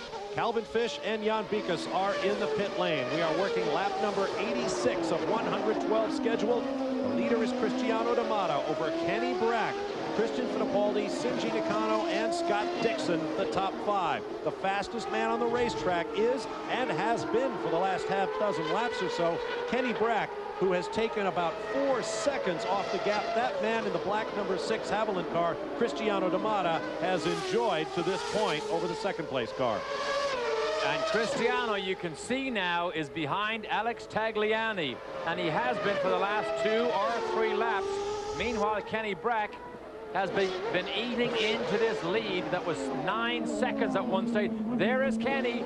There is Kenny right there. Needs to make his way past Michel Jourdain, and he is bringing Christian with him. So the P2 and 3 are catching Cristiano. Remember, Christian Fittipaldi was the fastest man in the morning warm-up over Kenny Brack. So Fittipaldi has lots of speed in that car. Jan Bikas. Yes, with Mike Hull, who's on the radio with Kenny. Looks like Kenny's taking some big chunks out of Cristiano. Do you have even more left? Well, it's all up to Kenny. He's got a lot in him right now. As you can see, he set the fastest lap of the race, but we've got to set a lot of fast laps to stay up with that other Toyota-powered car. Are you concerned about Jourdain? I know you sent someone over to the Rahal pits. Do you want to get some help from Rahal team? Well, we hope guys like Michel will heed the instructions of Wally Dallenbach in the driver's meeting about being lap cars and helping lead guys get around them. We just hope that happens. All right, thank you. Calvin? Well, the story down here, Jan, at Newman Haas is they were very calm about 5 laps ago. They felt soon as the Cristiano saw clear track in front of him, he'd be able to put the hammer down. And okay, we see, I think it's Tracy in the fence once again. Those brake prompts continue. But suddenly they saw Kenny Brack run that fast lap, 59.2, and it was panic and pandemonium down here. And immediately Peter Gibbons went down to talk to Tagliani's crew. But Derek, when you start to get behind a slower car, you get in the wrong rhythm, and might be tough for D'Amato to respond. Absolutely, that is one of the problems. But you know what's going to help him? The yellow flag they're going to have to put out now to gather up Paul Tracy. And look at the crisscross of black lines that Paul, well, he probably didn't put these down. Here's another look. Oh, there he goes, out of the picture right here. Boom, not a hard hit. Again, he gets it backwards. Watch the steering here, go this way to try and correct it. Backwards on the concrete, on the blacktop, then into the tires. Jan? And everybody's taking this opportunity to pit Kenny Brack, and he gets out ahead of Michel Jourdain. So now it's just he and D'Amato are going to be able to challenge each other on the restart. Calvin. Gene stops down at this end of the pit lane, Jan. Both the Newman Haas boys were in. Fuel, fresh tires, stickers on D'Amato's car. I believe he kept the lead, Derek. Well, we mentioned that they had until lap 102 to make this third and final stop. We mentioned that the reason they might wait was for this exact scenario, a yellow flag. Now Cristiano. Paul still in the car. They have to get the field stabilized before they'll go get him. Actually, it looks like there's somebody behind him about to push him. Maybe they can push start him. He can get going again. He was in the top 10. I believe he was 7th when he did his pirouette. Oh, there are the hard-working, Simple Green crew pushing the Team Green crew. They are a great group of people. Normally doctors, nurses, firemen, EMTs in daily life, but they follow the circuit and do great work. The drivers say one of the greatest comforts you can ever have in a crash is when you open your eyes and the safety crew is standing there looking in on you. And that was Terry Trammell, just stuck his nose in there to talk to Paul Tracy. Terry Trammell and Dr. Steve Albee, to my mind and the mind of everybody else, saved the life of Alex Zanardi because of the gravity of the situation they recognized when they got there and what they did. This Simple Green safety crew, these guys here, are the finest in motor racing, bar none. Write that down. Jan Beekes. In regards to Paul Tracy, there's been some communications on the radio. Obviously, Paul Tracy very frustrated with the braking situation. The team keeps telling him, do whatever you can to get back out there. You know, Paul, it's not going well, but if you can stay out there, you might get a point or two. But Paul Tracy is very concerned about that. He's been asking to come in to park it, because obviously anytime you're out there with braking problems, you really don't want to continue. The team is trying to convince him, Paul, relax. It'll be okay. Please stay out. We need the points. Sometimes it even becomes comical, such as a moment ago when that safety tow line was let go by Paul Tracy and it strangled our onboard camera on the roll hoop. Okay, Paul, settle down. Settle down. You can get points here.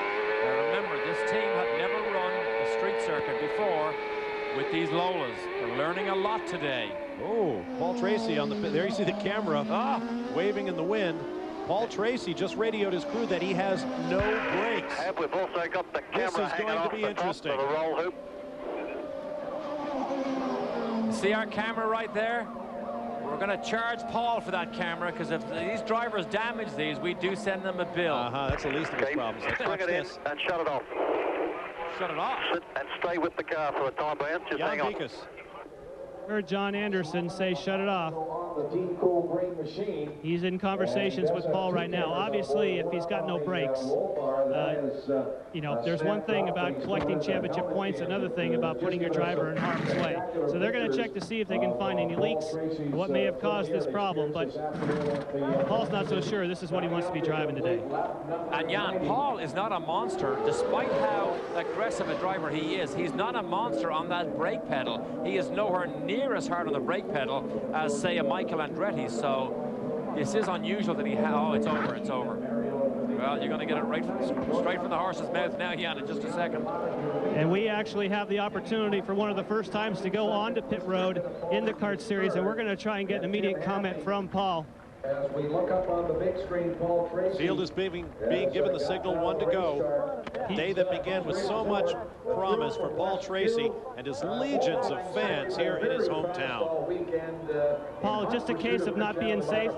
Yeah, there's something wrong with the brakes, and I kept losing the front brakes, and I've got, you know, nothing but rears, and I just can't stop all the time. It keeps locking the rears up, and I have no front power in the brakes.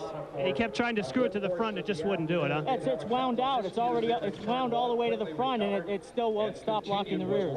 All right, sorry you're out early. I know that certainly Toronto's hometown hero, like we said at the opening of the show, what a disappointing day for Paul Tracy and Team Cool Green. Absolutely, and actually sometimes when you wind too much, there's Barry Green right there, when you wind too much brakes on the front, you actually overheat the brakes, then you think they don't work, you wind more on and you make your position even worse. Listen to the crowd, huge support here for Paul. He will spectate the concluding laps of this one and see how his teammate Dario Franchitti. Lots of local support for Paul Tracy. Steve Chalice there, his engineer. Meanwhile, here we go. Now, where is Kenny? Can Kenny with the fastest car on the racetrack run him down? 4 wins last year, Kenny Brack had. Hasn't had a win this year. Oh, the twin sideways. Old tires. Yikes.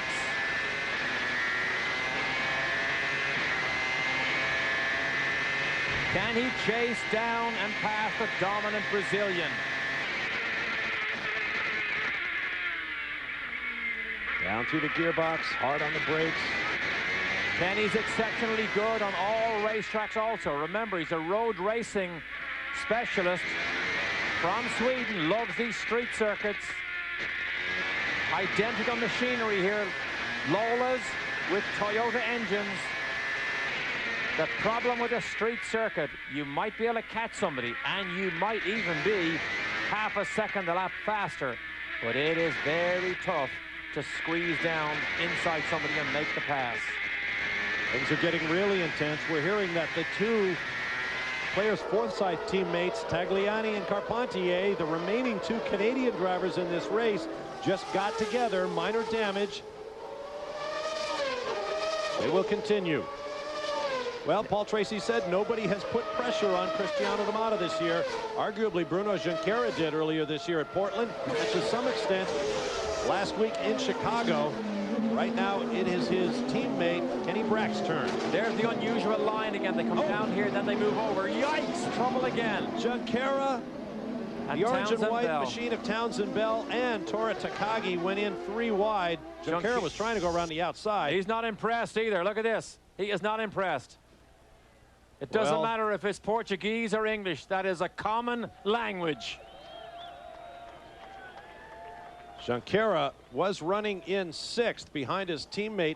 He is Scott livid. Dixon, who was the 3rd driver going into the corner.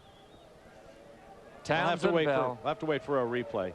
Well, now, Junqueira, who was the 2nd quick man in... Oh, he is hot. He is hot. Obviously, Townsend Bell's car, the engine is dead. He wants to be pushed away. Junqueira has not had a good race. He's been... Kept his helmet on. He's pretty much not been a factor. Here's another look. Bell was going around the outside of Michel Jourdain. That was the 3rd driver involved. And Junqueira tried to go 3 wide around the outside. 3 into that one won't go. But you know what? He had no hope of trying to go where Bruno was about to go. And that's what Bruno says. Hey, Townsend, what were you thinking of? Didn't you see me there? Well, Townsend has had his fair share of incidents this year. He is very aggressive. He is a rookie in the series. He is the Indy Lights champion. And that's part of the debris he's left behind him. Junqueira is just absolutely fit to be tied to a post. He might give that expensive helmet a toss, but I guess not. And the injustice might be that Townsend gets away with it and can drive away. He is a cat with 9 lives, no doubt about it. Once again, the safety car is out in the hands of pace car driver Chris Hessinger. Been getting lots of miles today. Okay, let's have another look at this now. Here is Junqueira right here. Townsend Bell trying to go around the outside, but Townsend now realizes, oh, Townsend locks up his rear brakes there. And you know what? Bruno was an innocent bystander that was mugged from behind, because Townsend had no hope of stopping, trying to make that outside brave move outside Jourdain. And that is the lesson that Bruno is trying to give to Townsend Bell. Well, the truism in racing is it's the overtaking car's responsibility to avoid a collision. Jan Beekes. And the kart officials are telling the crew, they keep giving them the old hand underneath the neck signal. In other words, you're done. Who's done? They're trying to tell Townsend Bell. You can see the kart officials are giving them the international sign for shut it down, saying you are done. Now, they may see damage on the car, that may be why, or this could be a penalty. They're telling him you can't leave. You can see the kart official in front, two of them, hands raised, saying you're done. Wow. Wow. Chief Steward Wally Dallenbach has decided to park Townsend Bell as a result of that incident in turn 3. Wow, I mean, it was a mistake, but it wasn't intentional. Close moment as he tried to pass Jourdain, wound up tangling with Junqueira. Let's have another look, and we're going to stop the video, because here we get, if you slow the video right there, stop it right there. Right, he's in trouble now, because what he has done is he's committed himself to the outside to go around Jourdain, this man here. Move the video online a little bit. Now stop it right there. Now he's locked up his rear brakes and realizes that he's going too fast. He cannot make the corner. He tries to squeeze inside Bruno. Bruno has no idea. As the video rolls, here's going to ban. Boom, there's nothing to do here except make contact. Well, you know, yeah, as often as I see that, I'm not that inclined to condemn Townsend Bell. Jan Beekes. Well, let's find out from Townsend himself. Townsend, it was certainly a street fight out there. What was your take on what happened in turn 3? Yeah, you know, we got a bunch of stuff on our tires on both restarts. Everybody was sliding all over the place. Michelle made a mistake there coming out of 2, and I had to run, started to go down the outside, and he just kept driving me over when I was trying to get in to make the corner to get slowed down. And I think Bruno had checked up for somebody there in front of me. I got in the back of Bruno, and I guess they decided they're not going to let me go. It's too bad, because the car could have kept going. And, you know, we didn't have the best car handling-wise, but we were trying to hang in there and get some points. I got Adrian on the restart, so.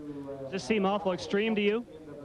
Yeah, I think so, actually. I mean, I watched Bruno do that to Christian last year on a restart, and I don't know, maybe because I'm a rookie, they're going to wave a sterner finger, but I'm pretty disappointed. All right, well, thank you, Townsend. Sorry you're out, and I think these discussions are not over yet. Bob, I think you're right. I mean, we know he made a mistake, but he certainly didn't do anything intentional. That might be a bit too stern. I'm not sure I go along with that. And stopping the video, of course, is not what the drivers have the opportunity to do. It's a fluid situation, split-second decisions, but it is a race. It's a competition. I'm not a racing driver, nor am I an official. But, you know, if the idea is to pass people. Okay, watch Kenny's restart here. It looks reasonable. Flag, we are green. Yes, we are. 16 laps to go. Okay, this is Kenny's one and only chance. Jimmy down inside his teammate, brings Dario with him. Jourdain is a lap car. That was not for position. Vassar is 6th. Franchitti is 7th. Now, this car has a new set of tires on. Will they be as well balanced as the set we saw him on? D'Amato gets sideways, as does Kenny. Gonna put the power down. The whole key is how balanced will this target car be now, and can Kenny reel him in? Oh no, Dario's in the wall. Dario, we hear, is in the wall, number 27. He would have to be down there in turn 3 again. Let's see. Oh, he got drop kicked. He got drop kicked by Tagliani. Yes, he did.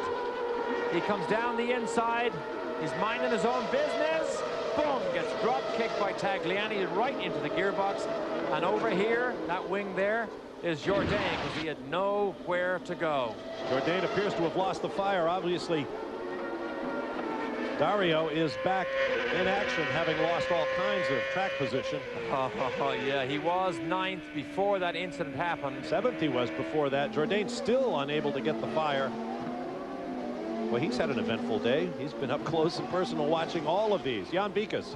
Quickly with Mr. Patrick. Pat, your take on the penalty. Townsend thought it was extreme. What do you think about getting excluded after the contact in turn 3? Well, I think Jankura had the line, and I think Townsend was out of line. Townsend hit him, took him out of the race.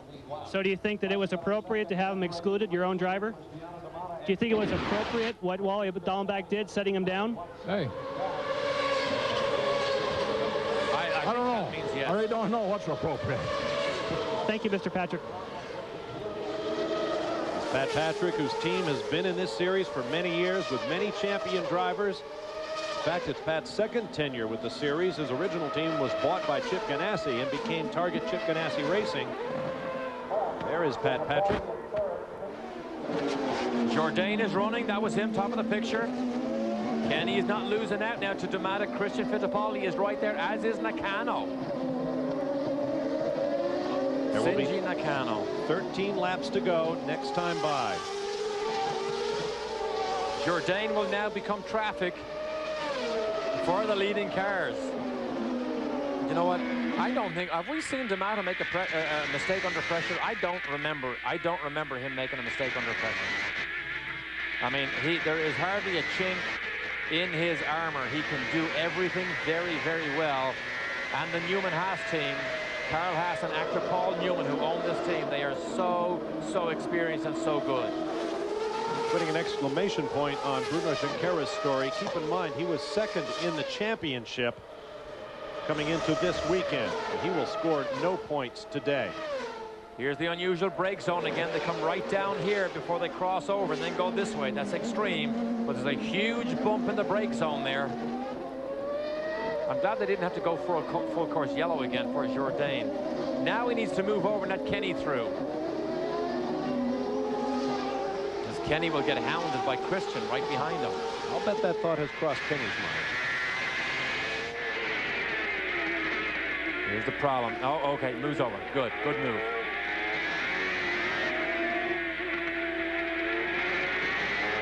This would still be a good result for Kenny if he can finish second. Remember, in Portland just 2 races ago, Kenny led until he lost a rear wheel and looked as if he had the speed to take it from Cristiano D'Amata. Bruno Junqueira is back in the pits. Jan Bikas is with him. Yes, and he's had a chance to catch his breath. Obviously, you were very, very discouraged and very animated after the accident in turn 3. Your take on what happened? Oh, sorry, John, let me get break in, Jan. Something happened on the course. Dario Franchitti, we saw him a moment ago with tire smoke. His rear wing was canted forward. That ring has now come completely off the car. He spun on the front straightaway. All sorts of bits flying off Dario's car here. We don't know whether he made contact. Oh, you know what? That was as a result of Patrick Carpentier's touch earlier on that probably broke the rear wing. Yeah. Or did he spin and help it? This is in turn number 8. Ah, the tires. See the wing bent right there? He doesn't realize it. But the wing is the first thing to hit the tires on the safety barrier tires right here. And of course he leaves there and goes through the fastest corners on the racetrack. The last turns, which are 10 and 11. There you see the wing laying on the racetrack off the racing line, not even showing a local yellow down there. Number 27, one of the most famous numbers in racing. Alan Jones won the World Championship for Williams with it. Gilles Villeneuve used it. Jacques Villeneuve used it. And now Dario has it. He heads for the pit lane. There's Alex Zanardi. I wonder if he's going to wave the checkered flag as well. Yeah. He appears to be headed back to the flag stand. Meanwhile, Dario Franchitti brings his crippled car to the pits. There'll be 10 laps to go for the race leader next time by the flag stand. In fact, he has crossed the start-finish line as Cristiano D'Amata. The gap 2.3 seconds to second place Kenny Brack and 10 laps remain in this race. Back to Jan Bikus. And Bruno, I'm sorry to keep you waiting there. Tell us about turn 3.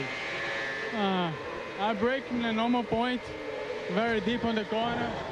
And suddenly Thomson Bell, that was 1 lap behind, hit me in the back, he put me out of the race. It's unbelievable that kid, the second time of the year, put me out of the race.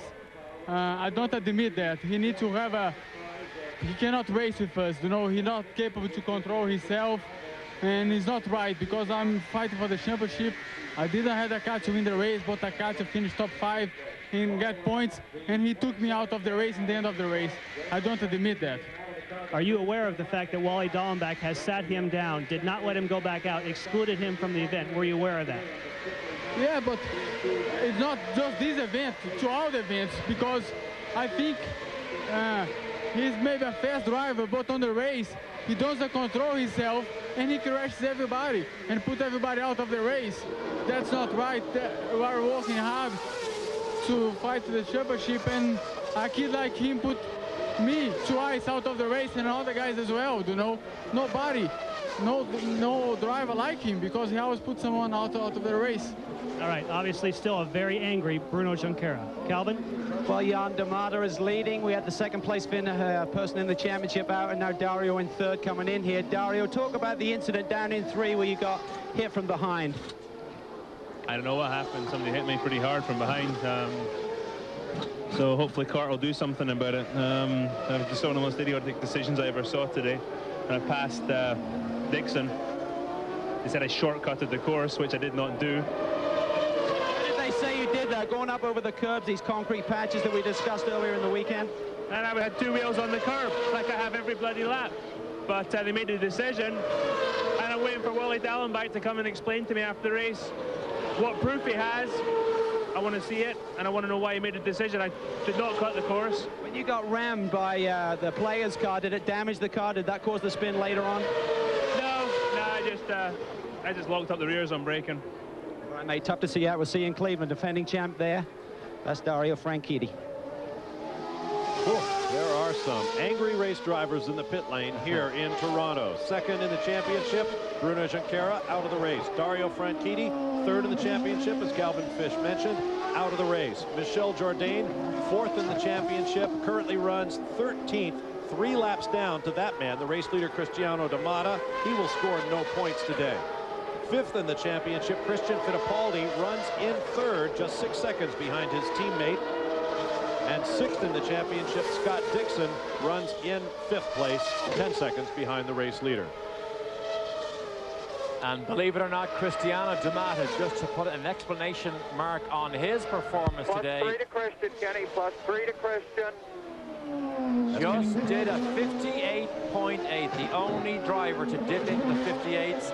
So as Kenny Subik told us earlier on, when he gets clear road, we believe he will begin to pull ahead, which he now has done.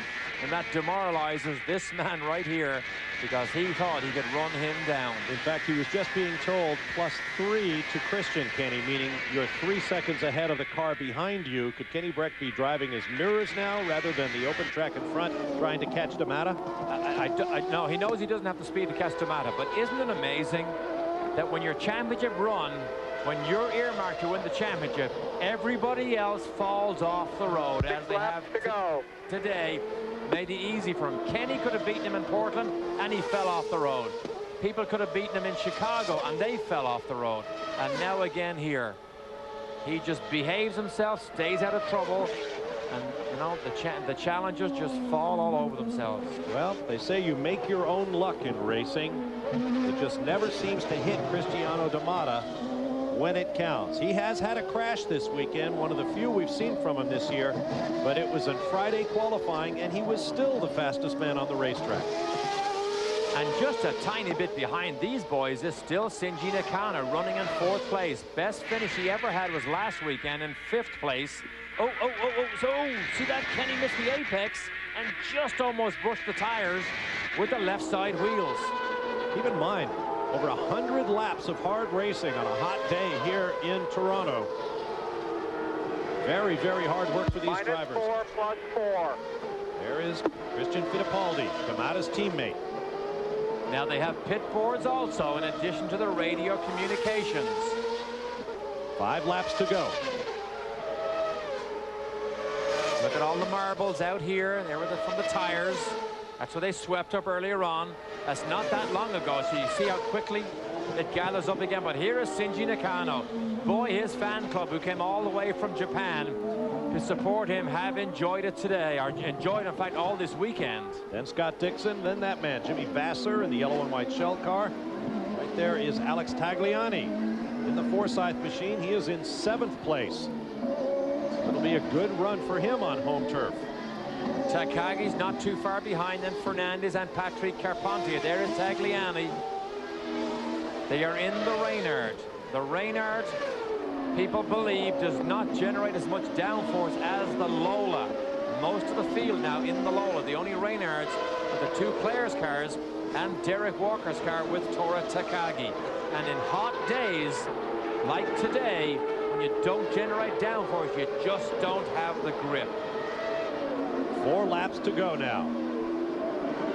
Earlier this week, Alex Tagliani and his teammate Patrick Carpentier helped launch a new men's fashion magazine here in Canada. Spent the day among leggy supermodels. It's tough work when someone's got to do it. Along Lakeshore Boulevard, also known as Thunder Alley, here in Exhibition Place. Up the hill around turn 3, then immediately into the left-hander at 4. All blind, as you'll notice. The driver can't see where he's going. Along Ontario Drive to Manitoba Drive, then Nova Scotia Avenue and Princes Boulevard. Cristiano Damata now has 3 laps to go. And this will be equal a record held by Alex Zanardi and Al Unser Jr. Zanardi set the record in 1998. He won 4 races in a row: Detroit, Portland, Cleveland, and here in Toronto. And then Al Unser Jr. did it again in 1990. Beginning here in Toronto, following up with a big super speedway at Michigan, then at Denver on a street course, and finally another street circuit at Vancouver.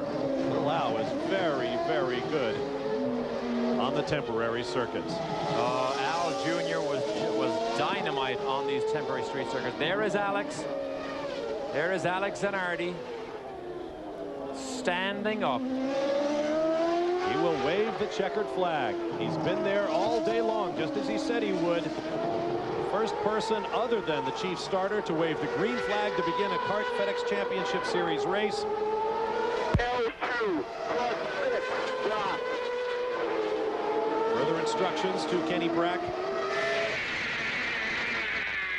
2 laps to go now. He said L2 plus 6. You know what? I think that was Kenny Seawick, just from his accent. L2 being 2 laps to go. 2 laps, Kenny, 2 laps.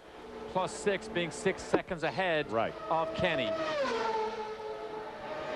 And just as Alex Zanardi was the first person other than chief starter to wave the green flag, he'll be his first trip to the top of the flag stand to wave the checkers as the honorary flagman all day long here. Yeah. It's been a great story all weekend. If Damata can make now 1 more successful lap here, he'll become the 13th driver in CART history to win. Flag, 1 more lap. Well, Jim Swintel, the chief starter, does get to wave the white flag, indicating 1 lap left for Cristiano Damata as he takes his place in the history books alongside Al Unser Jr. and Alex Zanardi as winner of 4 consecutive rounds of the CART FedEx Championship Series. It will be his 5th victory of the season as his grip on the championship gets tighter and tighter with each passing race. And only 13 drivers in the history of CART have won 5 races in a season, and we're not even halfway through. 7 of the last 10 have fallen into this man's hands. He'll be the first wire-to-wire winner here since Dario Franchitti back in 1999. I mean, this is a remarkable run. This is domination by this man. Remarkable. The reliability and the mistake-free racing. And the crowd comes to its feet. A capacity crowd here at Exhibition Place to welcome home Cristiano Damata, winner of his 4th consecutive race. Thanks very much. What a drive.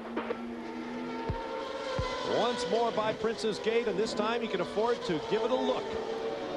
There is Zanardi waving the flags. It's a lot trickier than it looks, folks. Yeah. Great run by Cristiano and Kenny Brack and Christian Fittipaldi. They will be on the podium in a moment, and we'll be back to show it to you. Stand by for more live from Exhibition Place in TO, Toronto, Ontario, Canada. Welcome back live to Exhibition Place. Kart Grand Prix of Toronto for the 17th consecutive year is now in the books. 4th consecutive win for that man, Cristiano Damata, who's down in victory lane, and Jan Bikas is there. And he's getting the gloves and the helmet off, and Cristiano certainly did not appear as though he was ever under any real pressure today. Obviously, it's a milestone. Not only his first victory here in Toronto, getting the congratulations from a man, Rocky, his engineer, who he gives a lot of credit to for the performance of this car.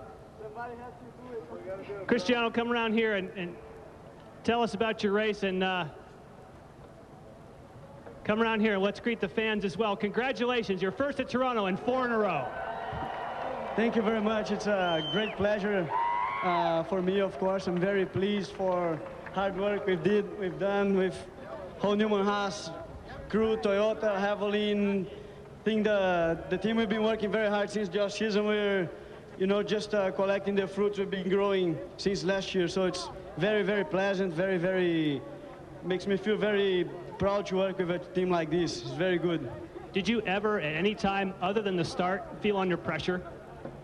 Well, I was only on the last restart when I had Kenny just behind me. Last 2 restarts, I knew those times I couldn't do any mistake. But apart from those 2 restarts and the other starts, I always had traffic in between me and Kenny or me and Paul. So that brought me a little bit of extra comfort in the lead. So I was able to control the difference a little better. Well, let's see if we can get your car owner here as well. Paul, can we get a quick comment? Obviously a fantastic day. Getting the congratulations from team owner Paul Newman. Paul, your thoughts on this 4 in a row, Paul? Your thoughts on 4 in a row? Just brilliant. What can I say? Well, no acting necessary for Paul there. No acting necessary as quickly he switches to Portuguese. Obviously, a lot happening down here in victory lane. Let's go to Calvin Fish. Well, we're here with Kenny Brack. Kenny, 2nd place, and at one stage in the middle of that race, it looked like you had the pace to maybe put some pressure on Cristiano, but he was able to respond once again.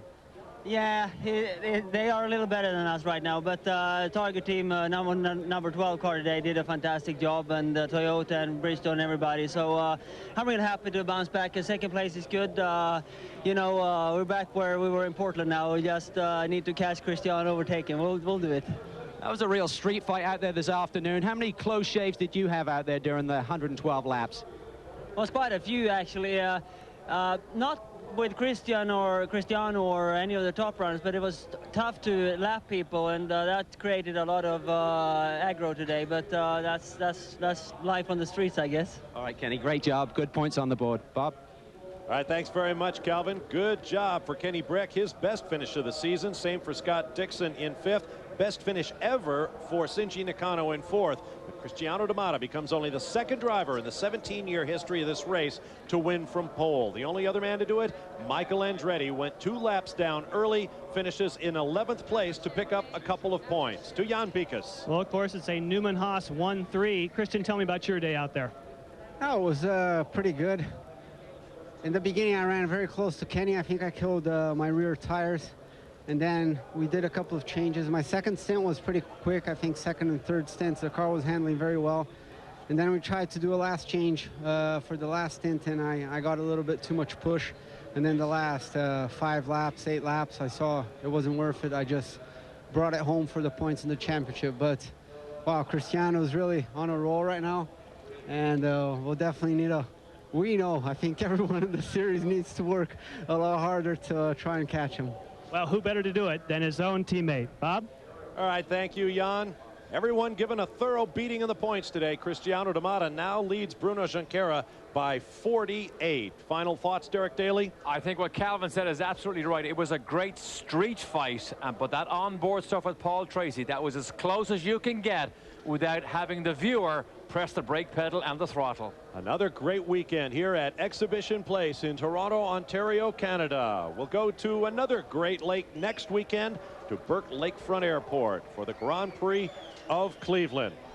So for Derek Daly, Jan Beekes, and Calvin Fish, I'm Bob Varsha saying so long from Exhibition Place, where Cristiano D'Amata has won the Kart Grand Prix of Toronto. Once again, be sure to join us next Sunday at 1:30 p.m. Eastern Time when the Kart FedEx Championship Series on CBS continues with the Kart Grand Prix of Cleveland. Don't forget, coming up next, more great racing action. The sports cars, the American Le Mans Series, Road America 500.